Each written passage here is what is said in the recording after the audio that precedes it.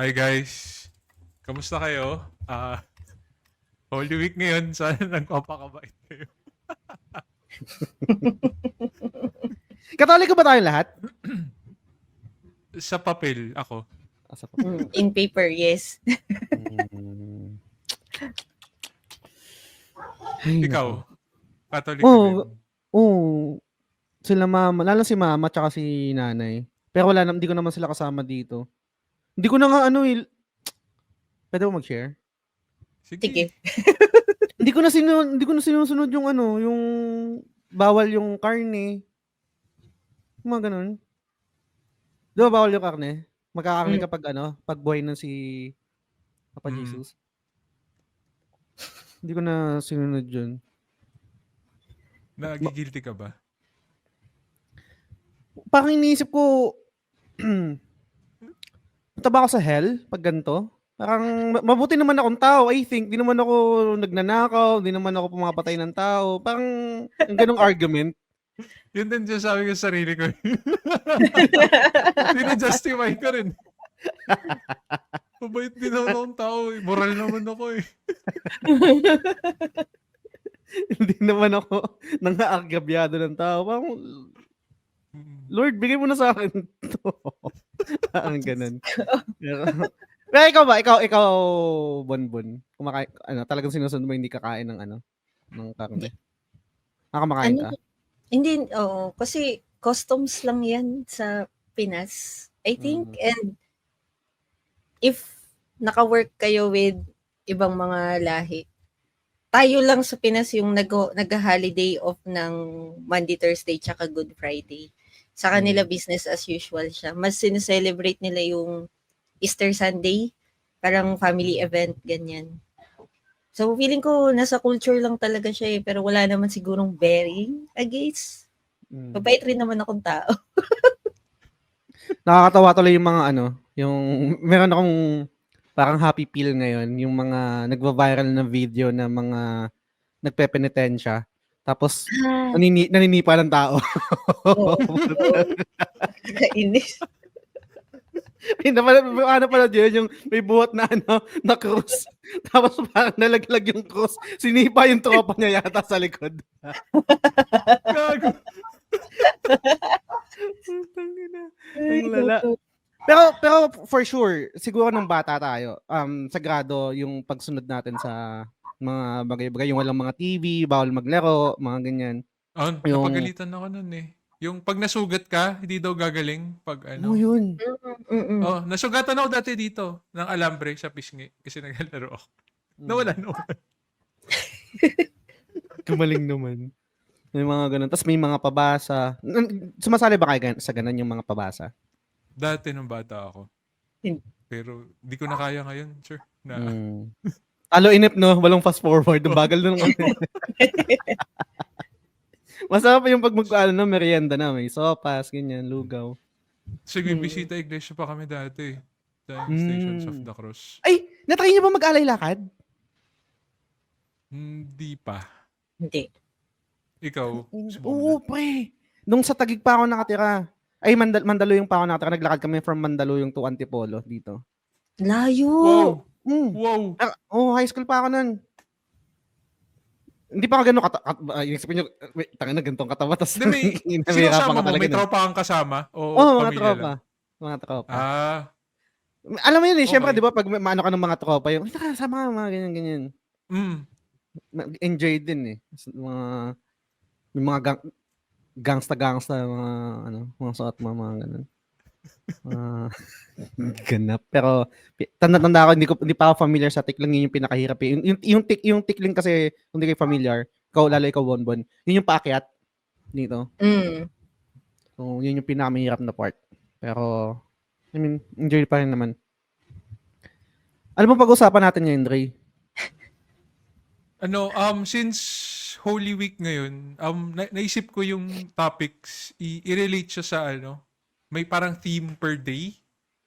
Tapos, i-relate natin siya sa video games. Pero, bago tayo magsimula, konting housekeeping lang muna. So, yung audio nitong podcast ay nasa Spotify. Tapos kung gusto niyo kami makita yung mga mukha namin, pwede niyo panoorin sa YouTube. Then yung uncut saka ng recording na to kasama yung pre-show tsaka post-show, exclusive siya sa mga Patreon subscribers natin. And shoutout sa ating Patreon subscribers. Meron na tayong 40. Yun, Thank na-break you, na rin sa wakas. Oo. Mapat na ng ano. May 2 taga-AXA na jumoin. Kailangan talaga i-mention yun. Issue! Kaya nga eh. Alam mo ba, Kuya Dre, pinipm ako niyan. Tinatanong ako, kilala mo ba to? Kilala mo ba to? Hindi ko kasi kilala. Hindi ko rin kilala eh. Ba't ako tinatanong mo? Galing ka dun eh. Si Dre rin naman tinanong ko, si Dre, si Midnight. Siyempre, hindi ko alam eh kung anong context na. Ano Hindi yung ko alam kung, intention? hindi ko alam nakikinig sila ng podcast, right? Anong meron. So, mali ba yan? Mali bang ma-curious? Okay lang. At maging wary?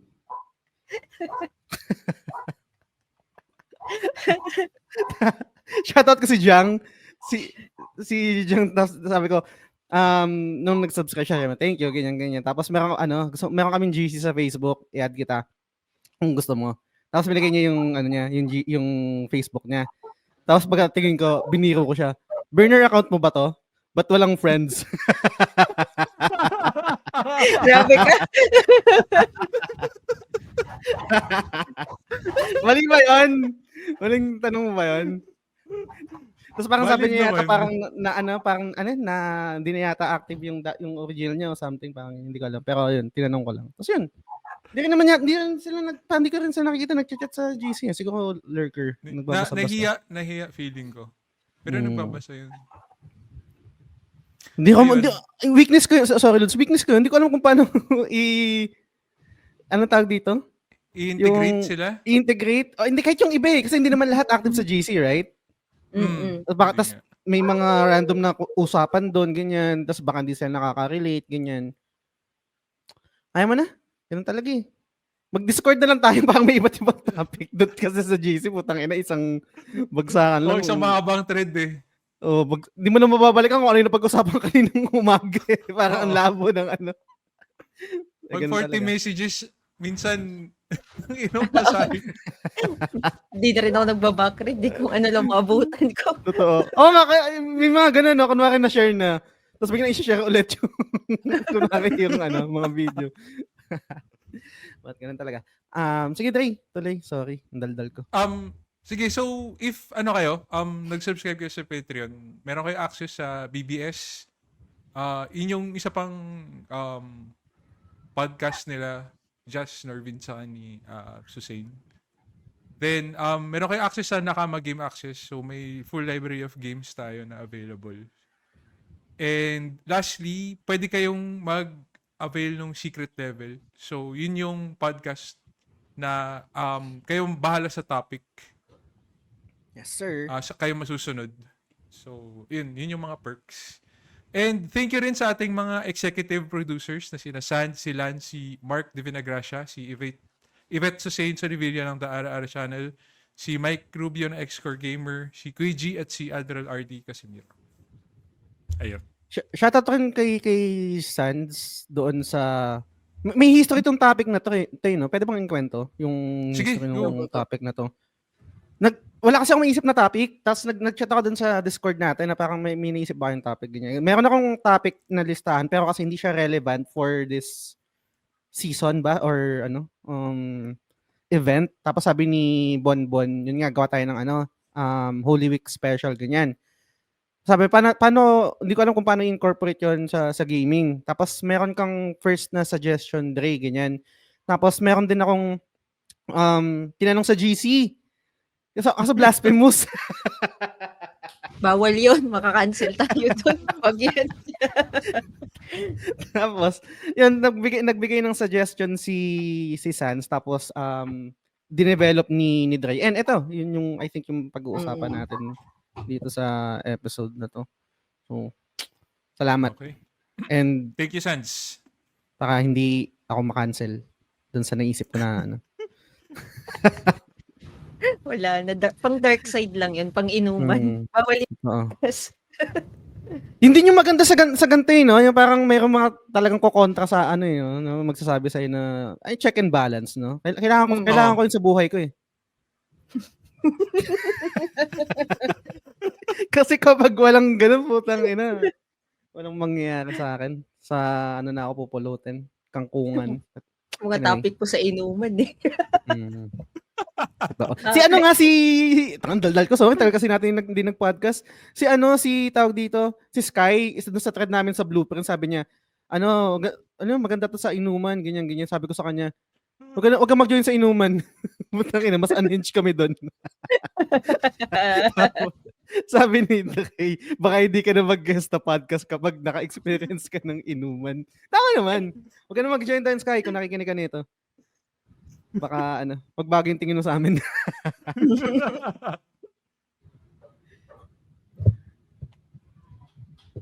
Okay. Tumangangila.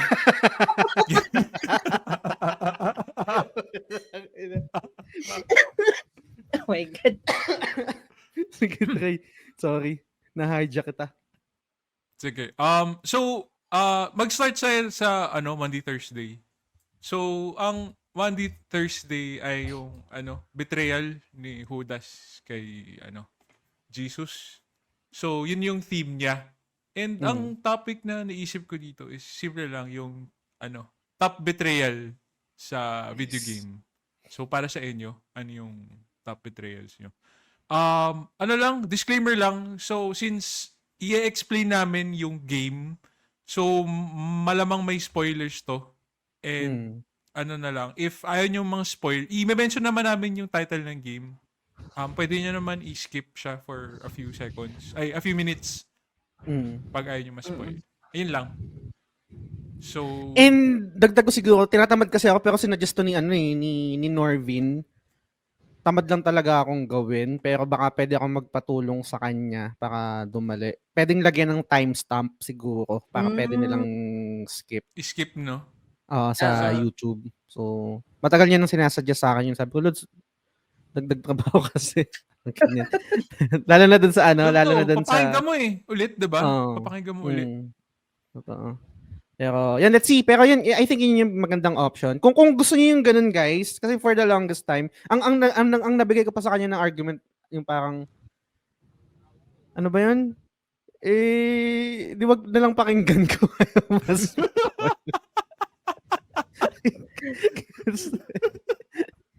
Diyos ko. Ay, nako. Anyway, sige, Dre. Paano ba to? Actually, nung binigay mo to, ang gaganda, no? And naging challenge rin siya sa akin. Parang mental exercise. Talagang parang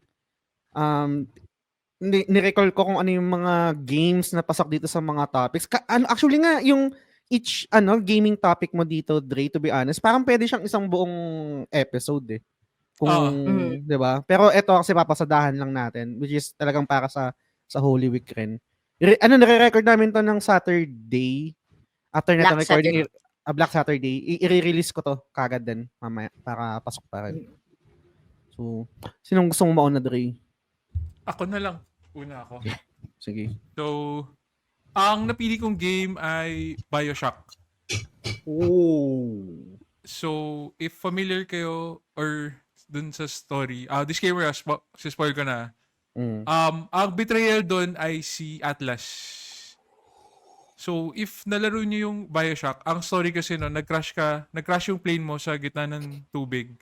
Tapos, nakadiscover ka ng parang underground utopia na sira na. So, tinatry mo siya i-navigate. Tapos, pagpasok mo dun sa utopia, may kumakausap sa yung tao sa intercom, pangalan niya Atlas, tapos gina-guide ka niya. Sa ending, pag na-meet mo na siya, minamanipulate ka lang pala niya. Alam mo yung sa Winter Soldier, may code words. Yung pag sinabi yun, na-activate si Winter Soldier, di ba? Ay, sorry kung yung yung... Goods lang. So, Marvel. Ganun siya. may keyword siya, pag minention siya, ma-activate. So, ganun din yung ginagawa niya sa'yo. Ang ang keyword na ginagamit niya is, would you please? So, pag kinausap ka niya, akala mo natural lang sa conversation kasi para magalang, would you please? Tapos, malalaman mo sa huli na susubukan mo siyang labanan. Sasabihin niya, would you please? Tapos, titigil ka, di mo makontrol sarili mo. Ooh. So, Yung parang would- yung would ginagamit you- ka lang niya. Yung would you please na phrase na yun, anong magiging epekto dun sa sa'yo bilang gamer or dun sa character mo? Titigil Hindi siya? mo makokontrol eh. Hindi, kung ano yung sabihin niya, gagawin mo. Parang Simon Says. So parang may would you please, tapos sentence, ganyan. Would you please, Oo. parang kill yourself. Parang ganun? Oh, parang ganun. Would you please stand still? Ooh. Yun, parang ganun siya. So, sobrang, nung na-experience ko yun, parang ang galing ng twist. Parang yung taong tumutulong sa'yo, sa huli, siya pa yung final boss, kumbaga. Kasi ano kanya tinaydor ka niya para ma-take control ulit yung yung nakalimutan ko yung lugar. Rapture? Rapture, yung Rapture. Ayun. Itong BioShock, isa to sa game na parang laging binibida sa akin dati ni DP1 na nahirapan lang ako sa kanya kasi 'di ba FPS siya, shooter siya na So, FPS. ikaw ba, Bon, nalaro mo ba to? Wala akong audio. Nawala audio mo, Bon. Sorry, nag-unmute ako. Hindi nasa Steam ko na yan, tapos nasa mga list ko yan ng lalaroin. Kasi binibida rin yan sa akin ng mga tropa ko sa Discord. Try ko daw.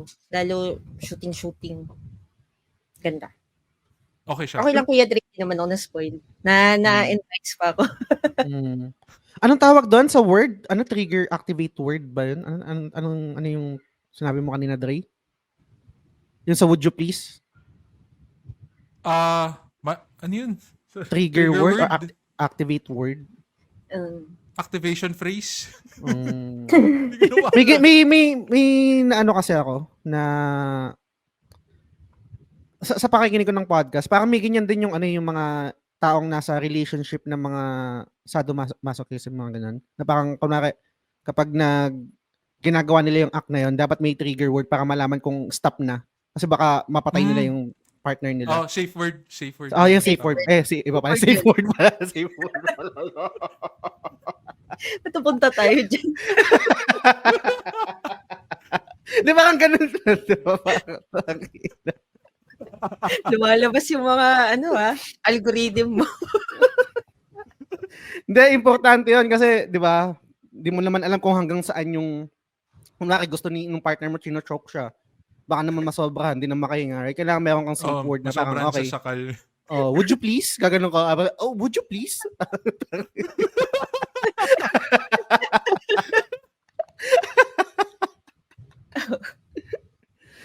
Ay, nako. Holy Week to Holy Week. Yan nga pala. Holy Week pala. Ay, sana malaro ko pa rin yan. I think kahit na-spoil na ako, goods pa rin. Gaya ng sabi ni Bon, parang na-excite lang din ako. Sana dumating yung time na ma-overcome ko yung parang challenge for me kapag shooter na na story heavy. Kasi pag third person, okay lang. Kunwari yung The Last of Us, Uncharted, ganyan. Wala naman akong issue eh. Pero pag yung parang sa wiring sa utak ko pag first person all throughout, parang more on tawag dito, pang multiplayer. Parang ganun yung dating sa akin. Pag medyo may mabibilis, nahihirapan ako. Siguro signs of aging. Kasi baka may magsabi, bakit naman yung Resident Evil na kaya mo? Mabagal kasi yung Resident Evil. Nung nilaro ko yung BioShock, medyo mabilis, di ba? Parang, tas may mga skills siya na mga magic. Tama ba? Tama yung memory ko. Meron. May mga spells. May baril siya, tas may spells. Pero good shit nga daw yung pati yung ending. So, nice. Ayun. Sino next? Ako na. Toscoin. Sige. Sige, Bon. Sige, Go. ako na. Actually, nung nagpe-prepare ako ng listahan ng games, medyo na-challenge ako kasi syempre konti pa lang naman yung mga natatapos kong laro. Ayoko naman mag-bring up ng game na hindi ko pa natapos kahit yung basic ending lang eh. So ito, ang nilista ko kasi for Betrayal. Recent ko lang din to natapos this year lang, yung A Way Out. Ewan ko. Oh! Nalaro niyo na ba to? Hindi pa. Hindi pa, pero may Pero okay idea lang. ako. Oo. May idea. Okay lang ba sa inyo? Ah, Ikwento goods, ko? goods Go lang. lang, go Kasi, lang. blind ko siyang nilaro. Wala akong so nagulat ako dun sa twist na ano nga ulit yung pangalan ng dalawa dun? Wait lang. Yung isa kasi dun, ano pala siya? Agent. Parang nagpapanggap lang. Na prisoner? Oo. Oh. Si Vincent. Si Leo and Vincent yun eh. 'Di ba ang start kasi ng story parang pareho silang prisoner tapos pinapakita lagi yung backstory ni Vincent na may namatay sa kanya, tapos pinaghiganti niya kaya siya nakulong. Sentence for 15 years in prison, something like that. Tapos yun kasi yung premise ng A Way Out eh. Sabay silang mag-escape sa prison tapos maghihiganti sila dun sa parang mafia boss, something like that, na may hawak ng mga diamonds. Ngayon, natalo nila yon nung end. Tapos, tinutukan ng baril ni Vincent si Leo. Doon ako na-shock. Na-shock talaga ako nung nilalaro ko siya kasi sobrang unexpected sa storytelling niya kasi talagang mag-partner na sila eh. Tapos, si Leo parang kino-convince niya pa si Vincent na dalawin mo yung wife mo kasi tayo, on the run, nanganak siya. Yung alam mo yung pinalambot niya si Vincent para maging emotionally attached dun sa wife niya na nanganak. Yun pala, it's all part of the act, pati yung pagtakbo nila sa mga pulis. Kaya pala si Vincent kapag on the run siya, hindi niya parang tinitegi yung mga lahat nung parts niya puro lang iwas-iwas sa mga kalaban na pulis. Tapos sa dulo ni-reveal na siya, target talaga nila si Leo kasi si Leo yung key para ma-locate nila yung location ng mga diamonds. Di ko nasasabihin Ginamit yung lang. scene after niyan ha kasi may twist pa dun Okay. sa dulo eh. Para Okay. Question. So, kung tama yung understanding ko, dalawa kayo dito ba? 2 players to, di ba? Co-op 2 siya. players, co-op. So, yung kalaro mo, kung sino man yung mapipili, mapupunta yung character na yun, magiging siya yung magbebet Traitor. traitor? Oo. Holy shit. Part siya ng story pero may twist pa yun sa dulo which is Okay. hindi ko nasasabihin beyond this point kasi yung betrayal lang yung i-highlight natin para may spoiler free pa rin sa ending niya. Ang galing, no? Hindi ko alam kung nalaro mo to, Dre, or familiar ka, and si Bonbon, and yung mga nakikinig sa atin, medyo same, hindi naman 1:1, no? Pero parang medyo same siya na atake. Yung sinuunang laro, Dre, na Double Dragon ba yun? Yung 2-player kayo? Tapos yung parang yung ending na yung dulo, maglalaban kayo nung Kambal mo? two-player, yung ka-2-player mo. Oh. May ganung game eh. Correct nyo ako guys ha. Keep me honest. Kung tama yung recollection ko kapag nag-2 players kayo ng Double Dragon, ng beat 'em up na game, parang yung last part doon, kayo yung maglalaban sa dulo. Pero hindi siya about betrayal din, parang may reason lang. Parang na recall ko lang. Galing ah. Galing talaga na ito ni Idol si Kaya nga nito? Joseph Fares. Ayun si Joseph. Sa Haze Light.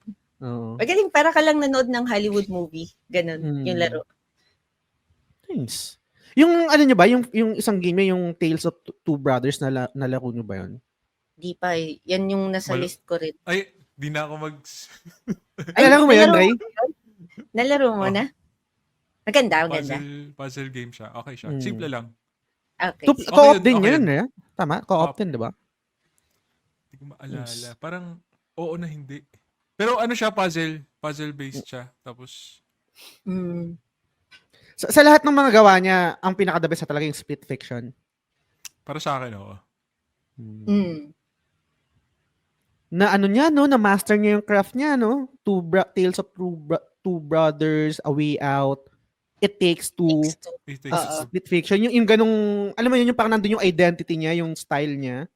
Yes. Hindi ko pa kasi nalaro yung Split Fiction eh. Sige, parang Pero as an outsider, galing na bibilib ako pag ganun. Laro kayo ni Norvin. Okay. Parang yan lang bumubuhat sa EA ngayon, no?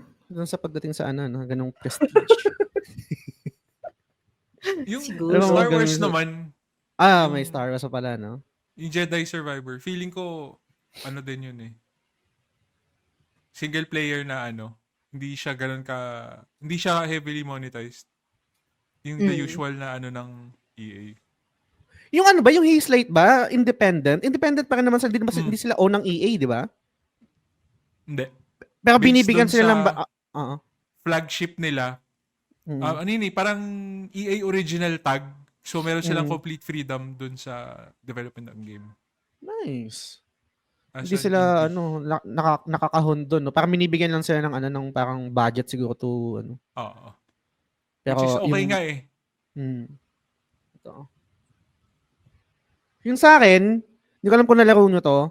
And I think obvious naman to, yung character niya. Pero I think isa pa rin to sa mga, dun sa story nung game, kasi tayo as a player, I think alam na natin yung mangyayari. Alam na natin na masama tong tao na to. Alam na natin na mag-ibebetray tayo neto. Pero bilang character na nag-unfold yung story, may dating pa rin eh. So, kung hindi nyo pa nalalaro yung Red Dead Redemption 2, doon ako magkukwento. Yun yung sagot ko. Okay. So, si Micah, yung naisip ko dito sa ano.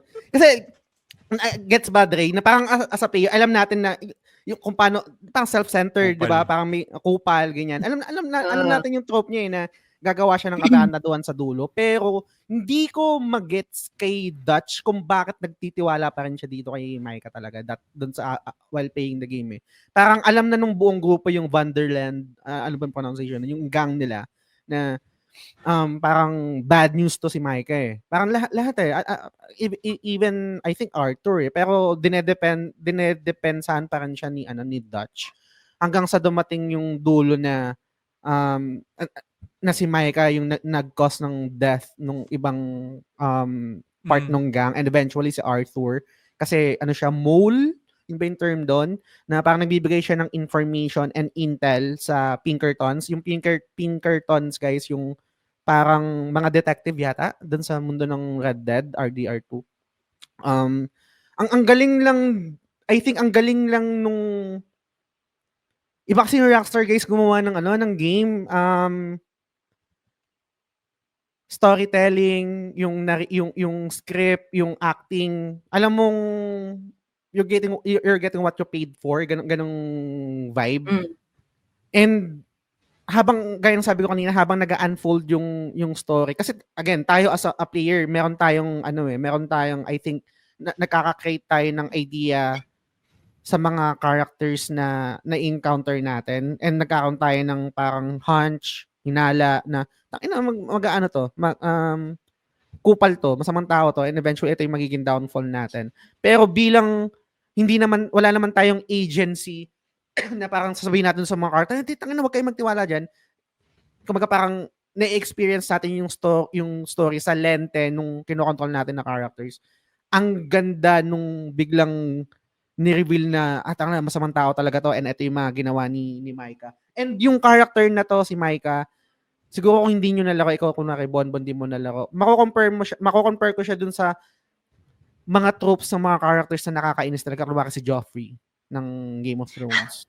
yung ganung hulma si Malfoy sa Harry Potter. Ganun siya talagang, pero walang redemption to si Micah, masamang tao talaga to, di ba? Tama ba yung recollection ko? Hindi ko rin nalaro yung RDR1. Hindi ko alam kung nandun siya.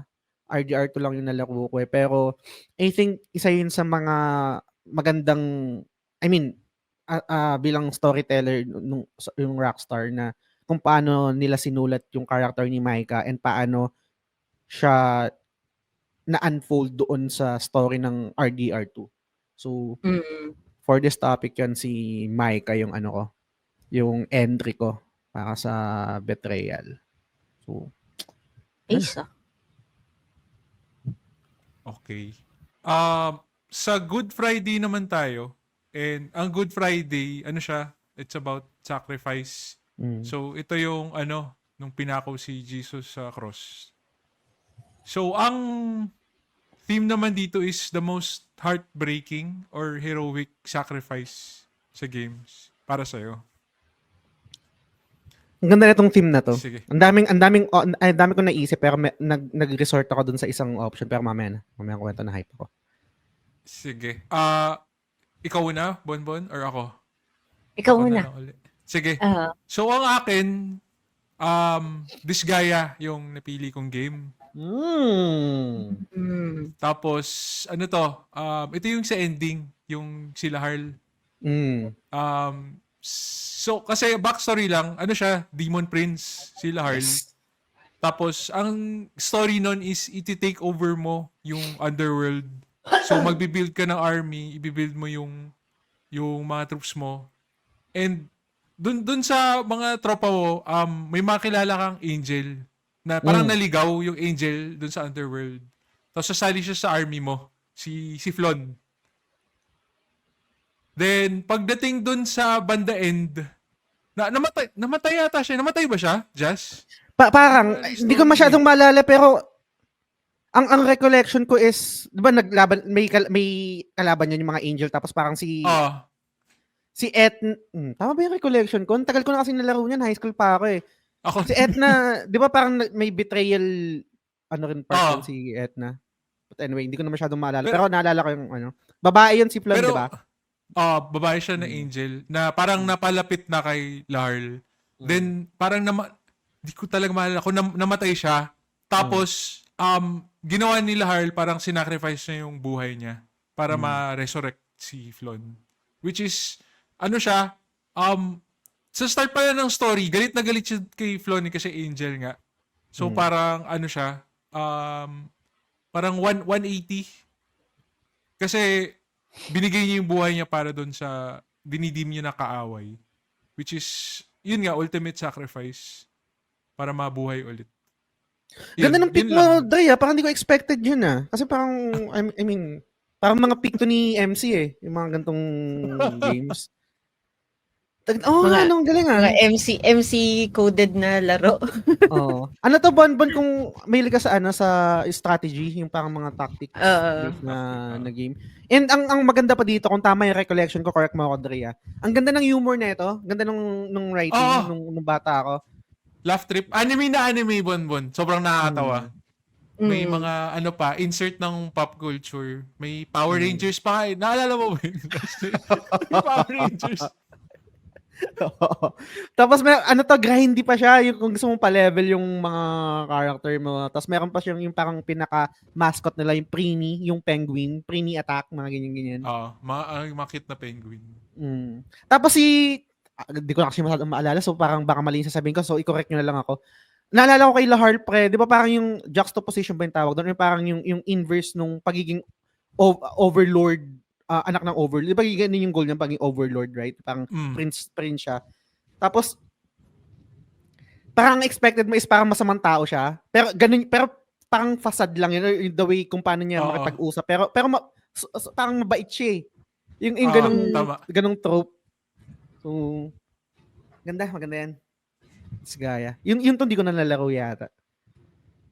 Para sa akin, 1 pa rin yung pinakamagandang story. 1, no? Kasi parang naulit na yung iba hanggang 6. So, ayun. 1 talaga para sa akin.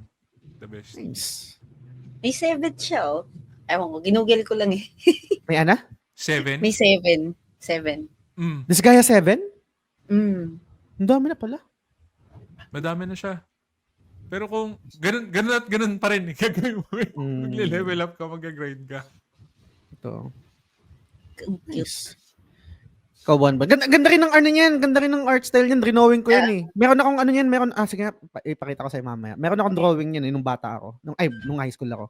Drawing ngayon sila Harl. Ang cute nga nung characters niya. Parang chibi na Grand Chase dati, yung Orig. Ay, oo. Ang ganda yung itsura. Totoo. Anyways, sa akin naman, medyo spoiler to kung hindi nyo pa nalalaro. Yung Neva. Okay. Sige, go. Nalaro mo na ba, Kuya Dre? Gris pa lang. Nakapila pa sa akin yung Neva. Pero okay lang, go. That's lang. Hindi na lang ako masyadong mag-i-in-depth, pero si Neva kasi yung may ultimate sacrifice dito sa dulo.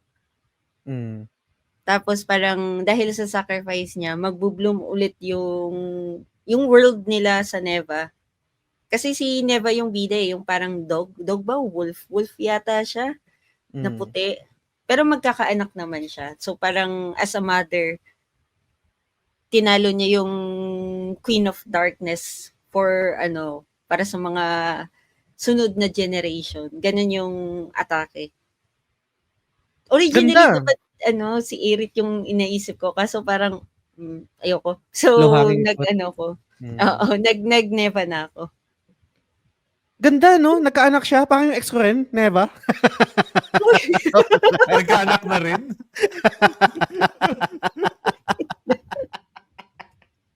May anak na rin ba si Neva? Charing. Oo, meron na. Dalawa na. Updated tayo, sir. Ba't mo ini-stalk yung ex mo? Hindi ko ina-stalk kasi yung syempre yung mga kapamilya, mga kapinsan, friends ko pa rin. Friends mo pa rin. Yung ko nakikita. Tapos meron akong isang kaibigan, shoutout ko lang dito, tapos i-highlight ko to para mapanood mo. Shoutout ko si Noy. Noy, hindi ako natutuwa. Meron akong kaibigan, yung parang tropa-tropa ko talaga na malupit.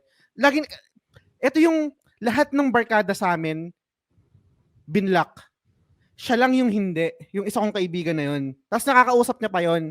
Tapos nagsisend sa akin ng screenshot, random lang pre, oh. Kausap ko yung ex mo. Kina nito. Tapos pag nagsisend siya ng screenshot, anong gagawin ko dyan? Wala lang. Sinasabi ko, pinapakita ko lang sa'yo, gago. Ginagawa ko rin yan eh. Ginagawa namin yun sa, kunyari may yung nakausap mo yung ex sa tropa mo, tapos sinisenda namin picture. Pangasar lang. Baka ganun yung ginagawa dyan. Ganun yung ginagawa. Pero ang malala, hindi, ang malala kasi dito, pre, and bonbon, paano ko ba i-share to? Alam mo yung parang kunwari may barkada ka, right? Set of friends, mayroon kayong click. Tapos yung ex mo, naging part ng click na yon dahil girlfriend mo. Usually, ano nangyari nung breakup namin, puta, lahat, wala na eh, ex na eh, parang na-block na, ganyan. Yung sa side ko ah. Tapos siya hindi in-unblock. Anong meron sa'yo? Bakit? Parang minsan, parang sa utak ko lang to ah. Nasaan yung loyalty mo? Bakit ka? Hindi ka ba nasaktan para sa akin? Bakit? Ang lala. Diyos ko. Balik tayo sa Neva. Pero may ganun siyang premise. Ano na lang. Katulad ng sa amin? Hindi. Ay, hindi. Okay, sige. Iba naman yun. Okay. Sorry. Go. Medyo loyal naman si Neva sa naging partner niya. Hindi ko sinasabi nag-cheat yung ex ko ha. Baka ganun yung... Ay mo loyal si Neva. Wala akong sinasabi, kinakwento ko lang. Kala ko may laman yung kala ko may laman yung sinasabi mo, loyal naman si Neva. Kala ko ganun. Hindi, pero kasi, yung race kasi ni Neva, parang last 2 remaining na lang sila, male and female. Tapos yung male kasi after nila parang mag-mate. Nasa game naman to, makikita nyo. Parang nawala or namatay din dun sa course ng world nila. Kaya nung dulo, nung nag-carry na siguro siya ng mga babies, tapos nung nakapanganak siya, tinalo niya na yung Queen of Darkness. Sinacrifice niya na yung sarili niya para for the next generation, wala na yung parang black thing, ganun.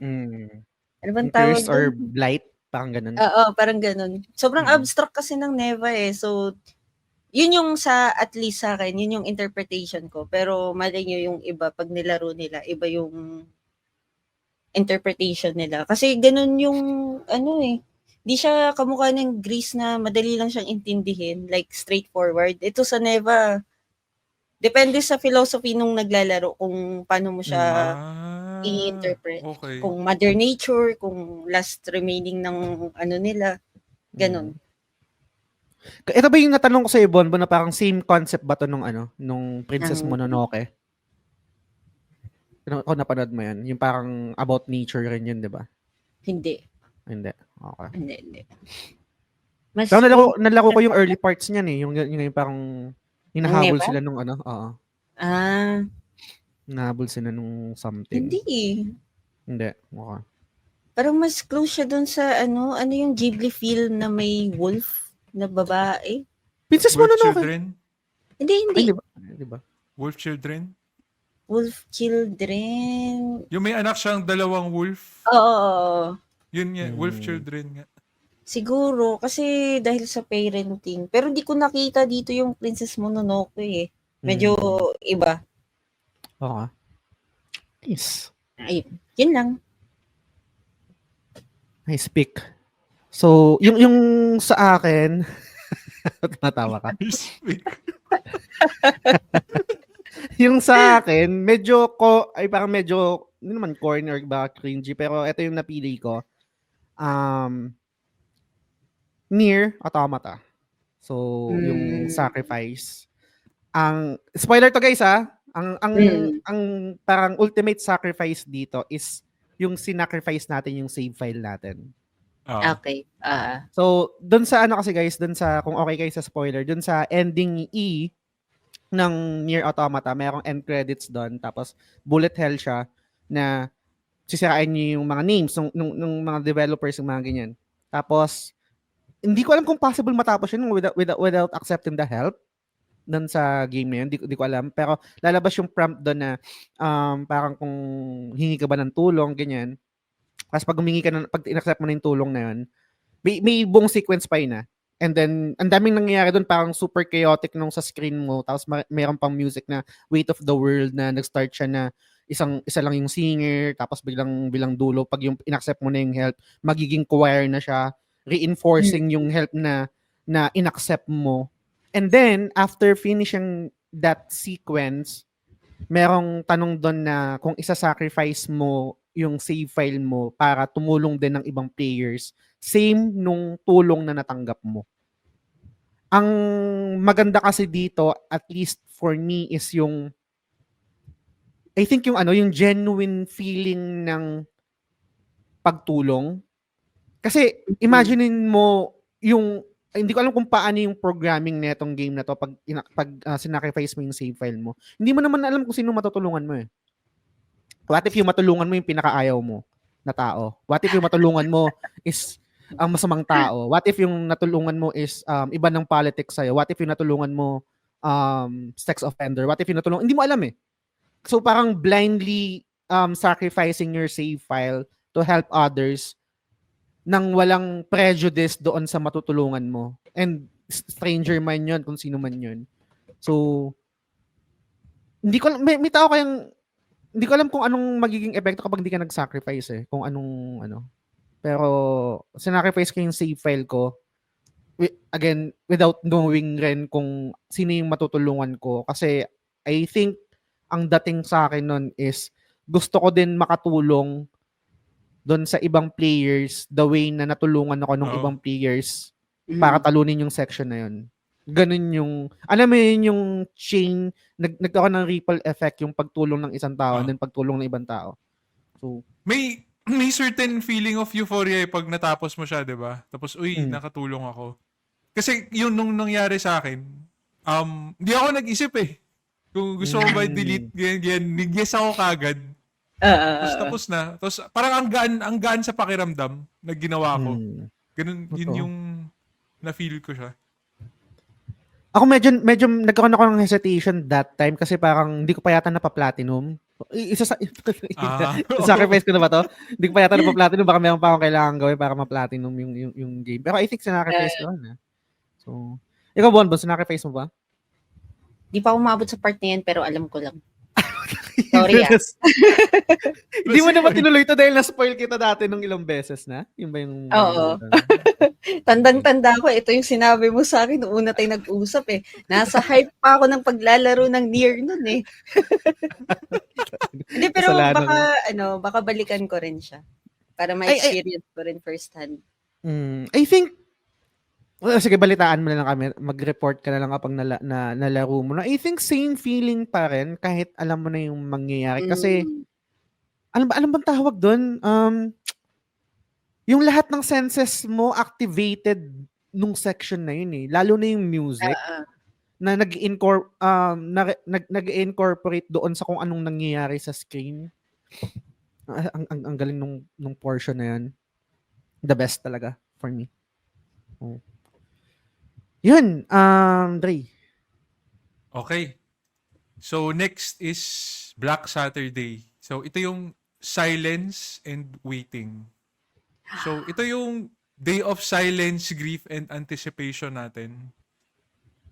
So ang topic ko dito or yung gaming theme is the most powerful quiet moments in games that use stillness and anticipation. Ayun. So una na ulit ako. Ang sa akin is Firewatch. Tapos if hindi nyo pa siya nalalaro, ano siya? Walking simulator lang siya. Okay. So basically, para ka lang nanood ng movie na may konting kinokontrol. So, ang story niya is nag-volunteer ka as fire lookout sa wilderness. Kasi if narinig niyo yung news recently sa US, yung LA, di ba nasunog siya? Yung buong city sa forest fire. So yun yung trabaho nun mo as a Firewatch. Parang if sa gubat may nakita ka apoy, itatawag mo kagad para patayin nila. Para hindi siya kumalat. So, ganun siya. So, yung story nito is, naghiwalay sila nung asawa niya. So, parang mag-reset siya, pumunta siya sa, dun sa job na yon. Sa gitna ng gubat, tapos, wala siyang ibang kausap. Mag-isa ka lang.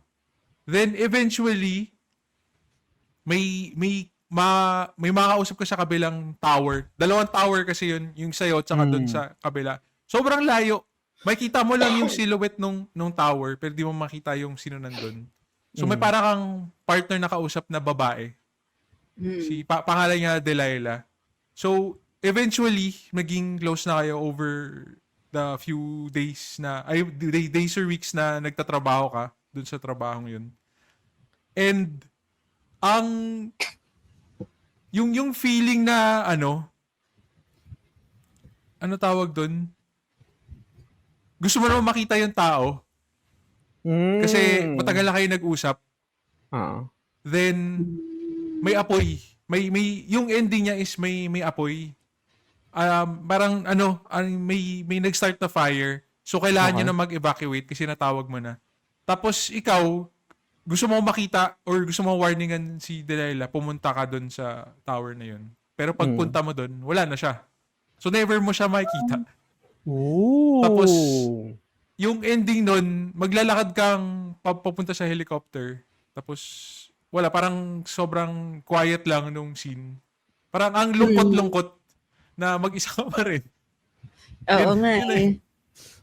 Blue balls yun Yung, alam mo yun, yung sobra. na-build up yung moment na gusto kong makita tong tao na to. Tapos bilang hindi mo pa rin pala makikita. Yun. Oo, ganun siya. Kasi ang natural nung conversation yung sa simula, parang siya, para siyang supervisor mo Kasi mas siya, mas senior siya, so mas alam niya yung trabaho, so tinutulungan ka niya sa start. Tapos eventually kasi since dalawa lang kayo dun so nag-uusap na kayo, small talk, tapos mamaya magto-trauma dump na, gano'n. Tapos, yun, nagkaka-developan. Pero, yun nga, hindi mo siya nakita sa end Yun yung bad trip. Pwede ba mag-tangent, Lods? Diyan sa kinakwento mo. Na-experience niyo ba yan? Yung kasagsagan nung bago-bago pa lang yung internet, tapos meron kayong ka-chat, tapos parang, naka-build na kayo ng rapport sa isa't isa, may chemistry, ganyan. Tapos parang, eventually, hindi mo na rin nakilala yung siya. Bigla na lang nawala. Wala kang idea kung buhay pa ba siya. Wala kang idea kung anong nangyari sa kanya. Wala kang idea kung totoo ba yung meron tayo, kung meron man tayo nun. Yung ganun. Kasi I think, hindi ko alam kung nangyayari pa rin yun hanggang ngayon. I think baka nangyayari pa rin hanggang ngayon. Pero nung time na nauso yung YM, nauso yung Friendster, tapos yung parang yung mga imbis na before ka-textmate lang, galing siguro nag-start sa mga sinuunang tao na pen pal, ganyan, or phone pal, tapos nagkaroon ng ka-chat sa YM, tapos ngayon siguro ka-Discord, ganyan. Hanggang sa, wala na lang, hindi mo na nalaman yung tao, hindi mo na meet, hindi mo na kausap. Hindi mo alam kung buhay pa. Hindi mo alam kung ano. Naisip na may ganun ba kayong ano? Nakilalang Oh, tao ako sa buhay niyo? Meron. May sa akin telepono pa, yung yung nagpa-prank call, Mm. yung babae tumatawag, yung bata pa ako. Nagpa-prank Pero call siya. nagkaroon kayo ng rapport talagang katulad ng kinukwento mo dun sa Firewatch na. Eventually tumatawag na siya eh. Parang araw-araw. Simula yung prank call lang, tapos mamaya, naglolokohan na. Tapos, biglang nawala. Wala lang. Hindi ko na maalala eh. Basta nawala na lang. Pero hindi ko pa, never ko nakita yung tao. Tumatawag lang siya pag may certain time of day. Ang lala. Ayun. Ikaw, Bonbon. May ganun ka ba? Siyempre, di ko na naabutan yung yung YM, medyo hindi ko naman nagamit yun masyado eh. Siguro, lang, mga online acquaintances, yung lagi mong kalaro, tapos parang one day, nag-stop na, okay, bye. Yung mga biglang nawalang mga kalaro. Pero syempre, life goes on sa internet eh. Kahit dati, nung nag-Grand Chase Mobile ako, may sinalihan ako noon, guild, tapos araw-araw kami magkausap sa Messenger. Kasi doon kami nag-group chat. Tapos ayun, parang one by one, nung nagkasawaan na sa Grand Chase, wala na, namatay na yung GC, na-delete na siya. Parang 1 year din tumagal yung group chat na yun eh. Pero meron kang isang particular na isang person na yun yung parang naging, doon ka nakabuild ng rapport? Oo, yung as a group guild yun? leader namin. Oo, guild leader namin. Lagi kong kasama mag-dual raid sa Grand Chase dati. Tapos pero ewan ko ba, mahiyain siguro ako dati. Hindi namin naisipan mag-meet up or mag-addan sa Facebook kahit nasa Messenger na kami. Kasi puro laro lang talaga. Parang I think normal na nangyayari yan, no? Yung parang, alam mo yun, I think, paano ba i-articulate to? Totoo yung rapport, totoo yung chemistry, pero never tumawid ng, alam mo yun, yung parang IRL friends na kayo. May mga ganun talaga. Oh, meron. Nangyari yun. Which is parang feel mo okay sila, di ba? Parang, parang okay to maging kaibigan sa toong buhay. May konting sting, I think, pag yung lagi ko nakuwento kunwari sa Monster Hunter World before, may konting sting. Pero ang isa sa naalala ko talaga yung meron akong phone sex nung Wait lang.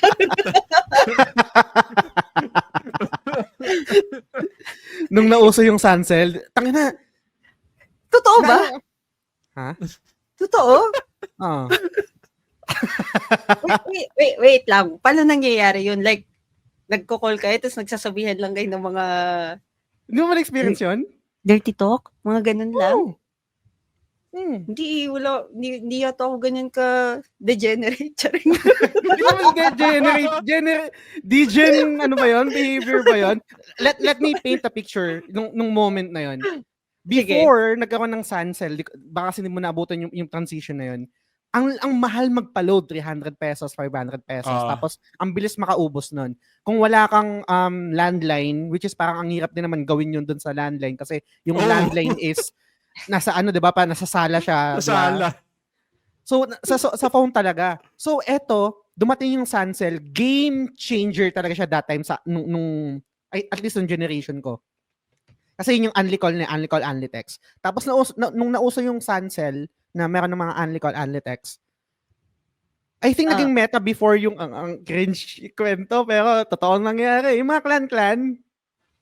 Sa text? Sa text, oo. Text clan. Wait lang, yung Suncellular ba? Suncellular? Yung Suncellular. Okay. Kasi yung Globe tsaka Smart, wala siyang only before. Only. Nung pumasok yung Sancel, I think binili yata ng Globe or ng Smart. Smart. Alam eh. Parang ganyan. Smart. Tapos yung dahil nga nag-introduce ng only, nag-only na rin yung Smart and Globe that time.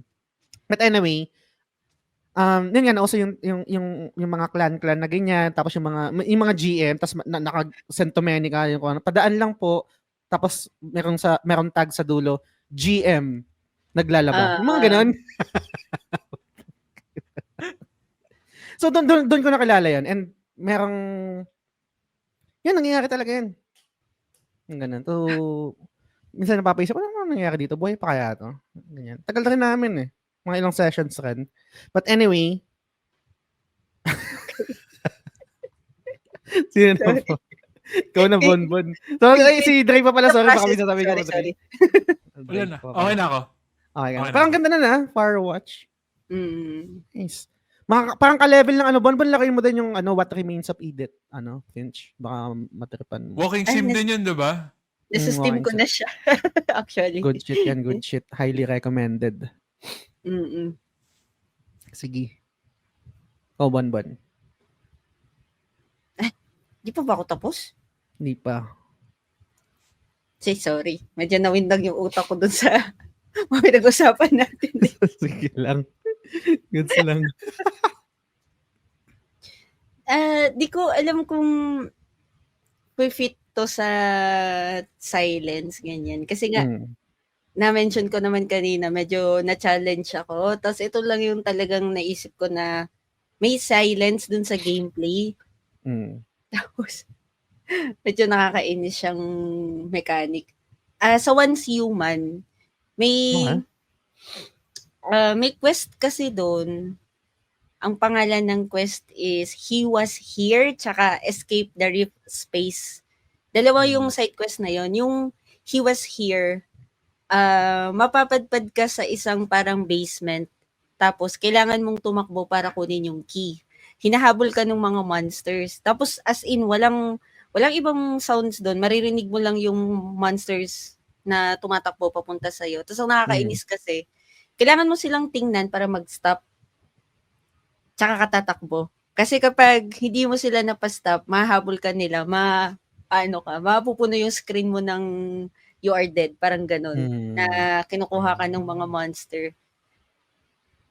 Ngayon kinukwento ko siya medyo, hindi siya nakakatakot eh. Pero pag ikaw yung naglalaro, kasi first person shooter, third person pala yung, yung Once Human. Pag nandun ka sa laro, 1 oras ko tong tinapos kasi nagpapanik ako. Wala ka kasing ibang maririnig talaga, kundi yung footsteps mo lang, pati nung monster.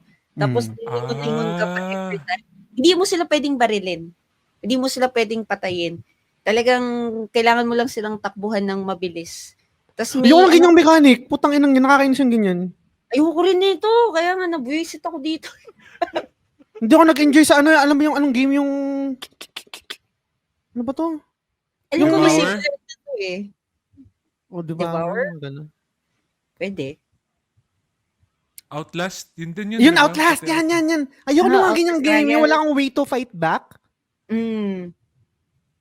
Tatago lang. Tatakbo. Isang portion lang ba yan, Bonbon sa Once Human? Kasi nilaro din namin yun, Oo, saglitan. isang portion. Nasa, na to, medyo end ng story. Feeling ko di kayo umabot dito eh. Oo nga. Tapos yung kasunod kasi nito na sequence, yung escape rooms, maze siya.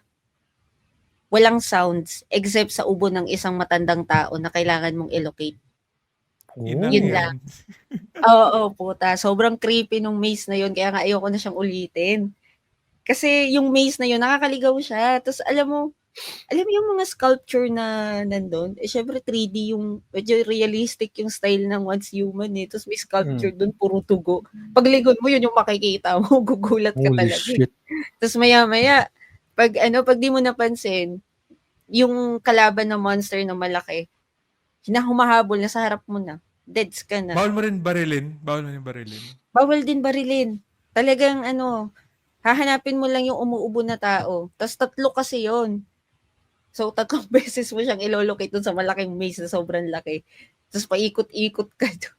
1 oras ko rin tinapos yun eh. Bad trip nga yun. Muscle. Parang yung sinasabi ni Bonbon yung kunwari yung may silence tapos parang meron lang isang sound or noise na maririnig mo. Naalala ko dyan pa yung kung nalaro yung RE2 remake, maririnig mo yung yapak ni Mr. X. Oo. Nakapanik yun eh. Lala. Ayun na yun. Alam mo, nandun siya sa vicinity, parang yung proximity ng ng location mo, parang inisip mo saan siya lalabas dito, ganyan. Talagang magiging yung tawag dito? Magiging anxious ka doon sa Tumatakbo ako sa shave room eh. Para mawala. Parang always. Ang galing, yung mga ganyan sound design, no? Nakainis. Hindi siya magaling. Ayoko ng mga ganito. I mean, kung mag-aano ka, magzo-zoom out ka dun sa ano, sa sound design or paano niya create yung ano, yung moment. Nakakapanik siya in fairness ha. Kahit yung sounds lang na nawala bigla. Yun Ang lang. lala talaga ng heavy lifting ng ng sound design and music sa to create horror Oo. and panic, anxiety. Anyway, same kay Bonbon, Dre, sinabi ko rin sa'yo to kanina, challenge to for me, itong Black Saturday, gaya nung sabi mo, silence and waiting theme, the day of silence, grief, and anticipation. Tapos yung gaming topic is yung the most powerful quiet moments in games or games that use stillness and anticipation well.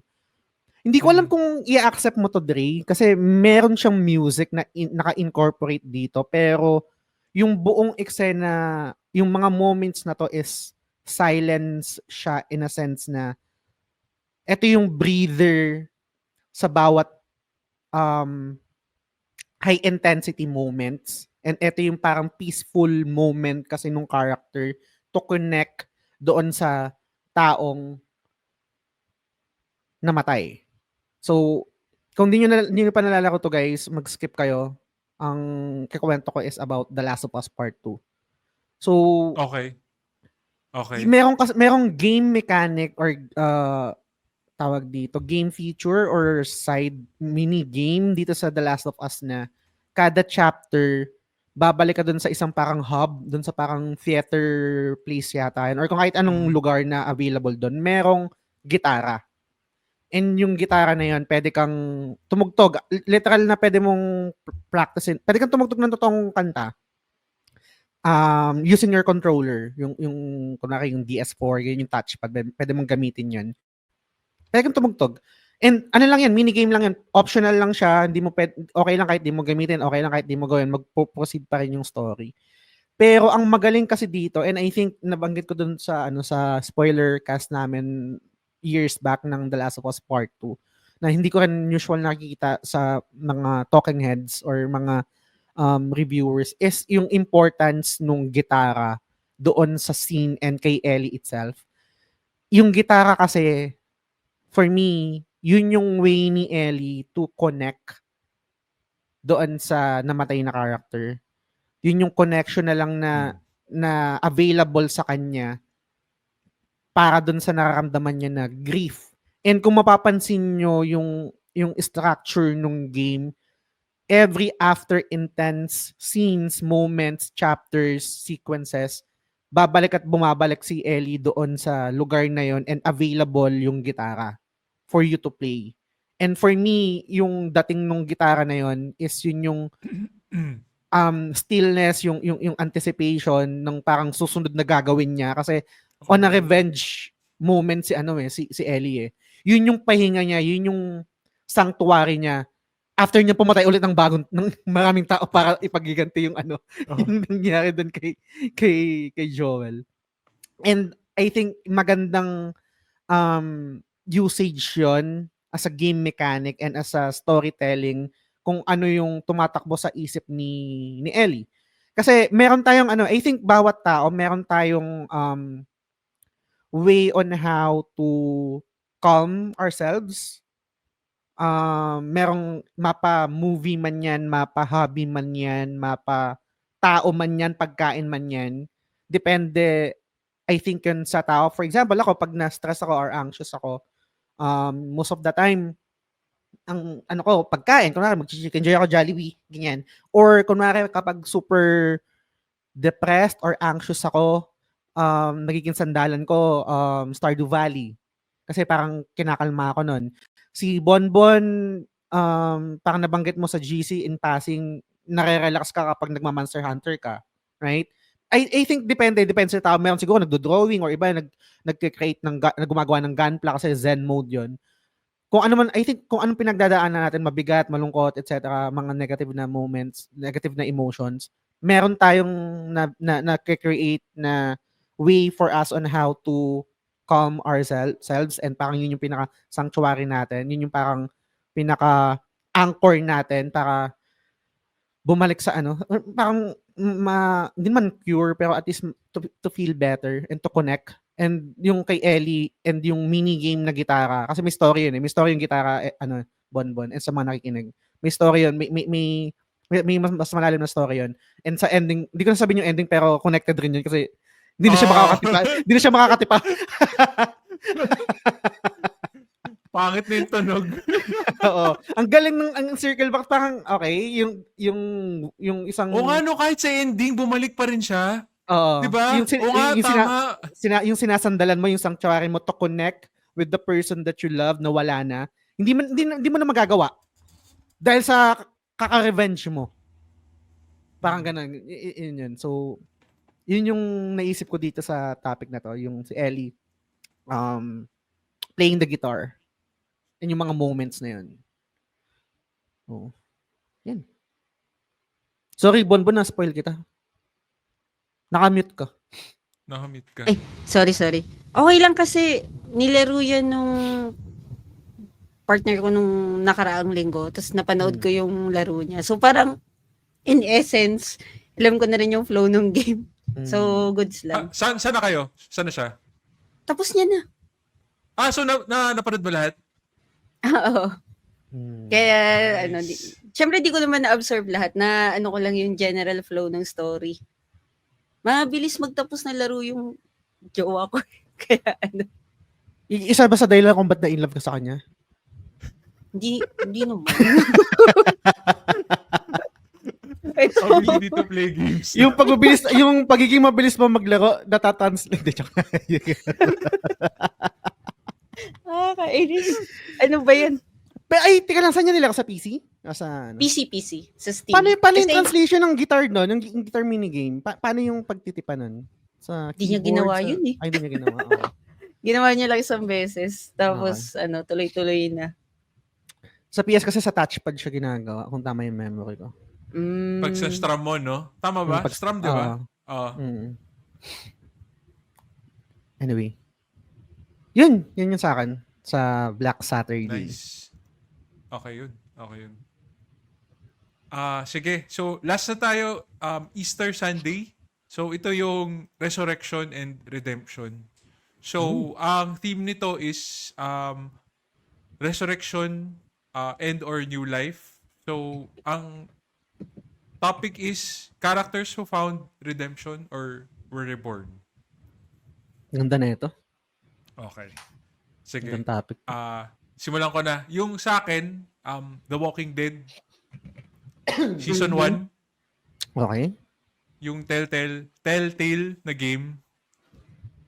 Ang story nito is si Lee Everett. Ano siya? University professor siya. Tapos, nahuli niya yung asawa niya, may kasiping na ibang lalaki. So, pinatay niya. And start nung game, papunta ka na sa jail. Tapos, nangyari yung zombie apocalypse. So, di siya nakulong. And, habang nagwa-wander siya, dun sa, kung saan nag-crash yung police car, may nakita siyang batang babae. Tapos, pangalan ng babae, si Clementine. And, buong game, ikaw yung parang naging tatay niya. Since, namatay na yung parents eh. So, ikaw yung, parang naging guardian, tapos nakuha mo na rin yung loob ng bata. So, ikaw yung naging role model niya, pero mamamatay tao ka, di ba? So, ang ganda nung evolution ng character niya. Na, kasi hindi niya nakikita yung sarili niya as mabait na tao.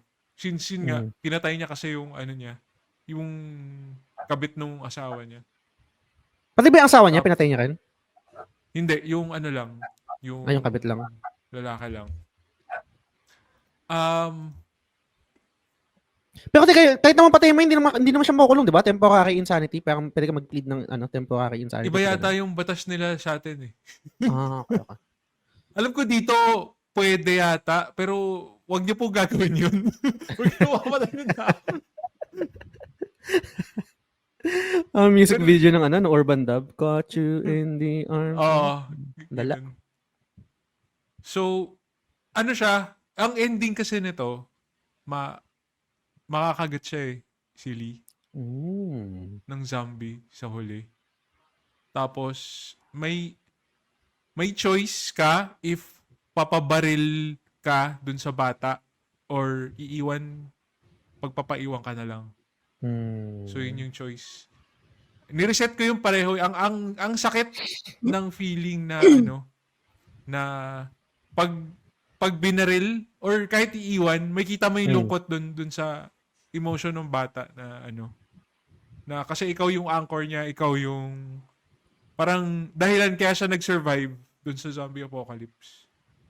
Ayun. So, siya, redemption nga, and para siyang na-reborn nung kala niyang tapos na yung buhay niya kasi na-sentence na siya sa jail Para ito na yun.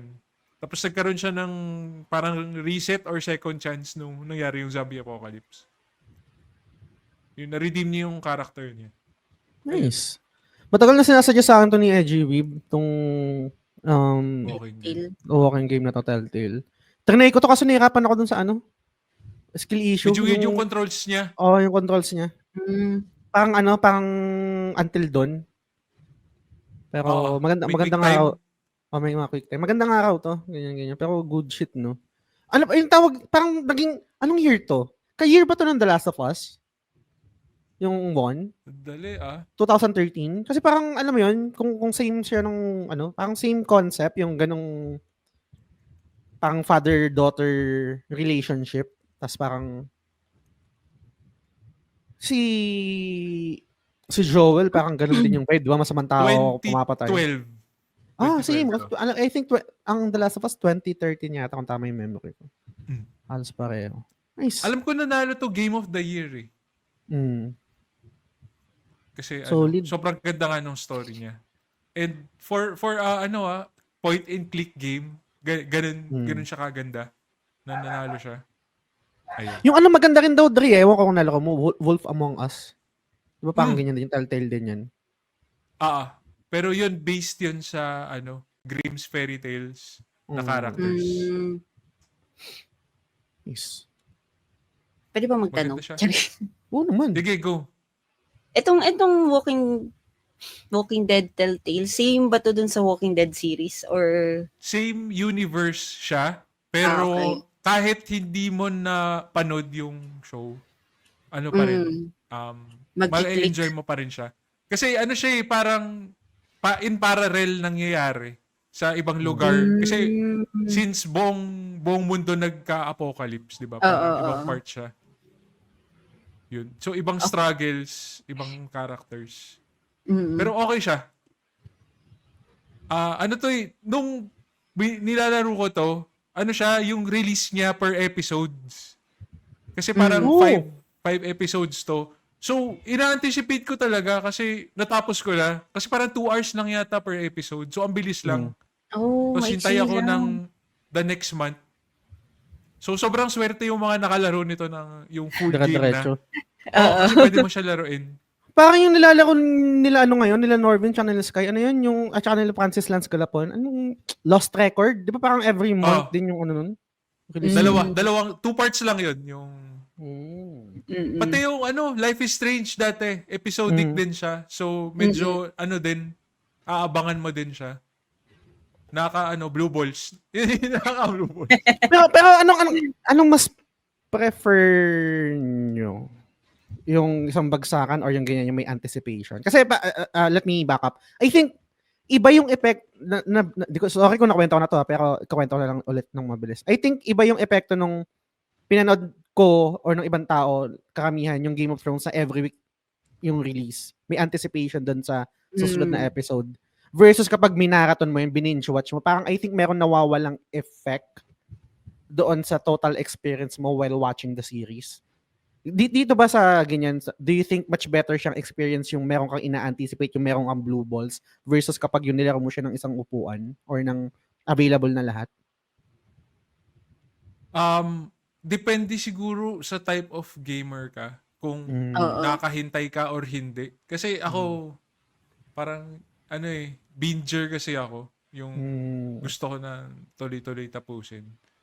And, Gets. after nung season 1, hindi ko na nilaro yung iba hanggat makomplete. Kasi, parang sobrang nabitin ako. Tsaka ang cons pa doon, may mga, kasi five episodes, di ba? Mayroong mga mahina na episodes. Parang, Gets. sayang yung hinintay mo, tapos ito lang yung makukuha mo, hintay ka pa ulit the next week or next month. So, mas Gets. maganda kung tuloy-tuloy siya para kuha mo na kagad yung full experience. Ayun.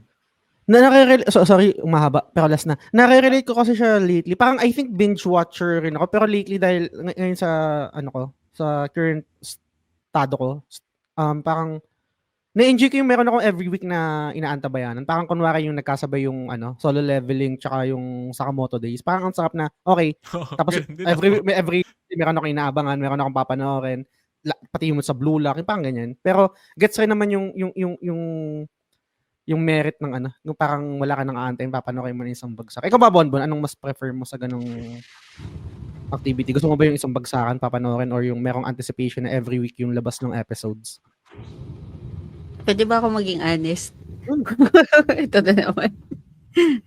Depende sa title. Kasi may mga anime na masarap i-binge watch. May mga anime na okay lang pa isa-isa. Kunwari, yung pinapanood ko ngayon weekly, Apothecary Diaries, Windbreaker, tsaka Fire Force Season 3. Yun, okay siya ng paisa-isa kasi yung dulo niya kasi laging mag-anticipate ka to the next Hindi, walang tapon yung mga episode. Sa gaming siguro, feeling ko ganun din yung sa akin. Hindi ko alam kung nakwento ko na to, pero medyo nagsisi ako na nag-day 1 ako ng Monster Hunter Wilds. Tapos na 100% ko siya, ganito, ganyan. Kasi parang wala na akong gagawin. Ang tagal pa nung DLC. Okay. Hindi ganun yung experience mo sa world no? Tama ba? Oo, kasi yung World tsaka Rise, dire-diretso ako nun Sobrang isang buwan, ang bilis kong umubos ng oras Parang after kong mag-addict ng siguro 1 week, 2 weeks sa Wilds, parang okay na ako Wala nang bagong content Tapos ang konti pa ng list ng mga monsters. So feeling ko sa akin mag-work kung sana may DLC na agad. Mga ganun. Ayoko nang mag-antay. Gets. Ayun. Totoo nga, no? Yung kunwari sa Wilds, parang super hype tayo nung first 2 weeks, tapos biglang namatay, tapos biglang nag-addict lahat. biglang patay ulit, biglang ngayon waiting ulit. Kailan ba lalabas si Arc Tempered Ray daw? Sa katapusan pa. Kahit naglabas sila nung Zoshia, tsaka yung parang saglit ko lang din, tapos biglang namatay ulit. Tinapos ko lang din yan Kasi iba pala, ulit-ulitin iba mo, pag pag isa lang yung dinadagdag, parang mauumay ka after ilang hunts kung siya lang pa ulit-ulit, diba? Diba?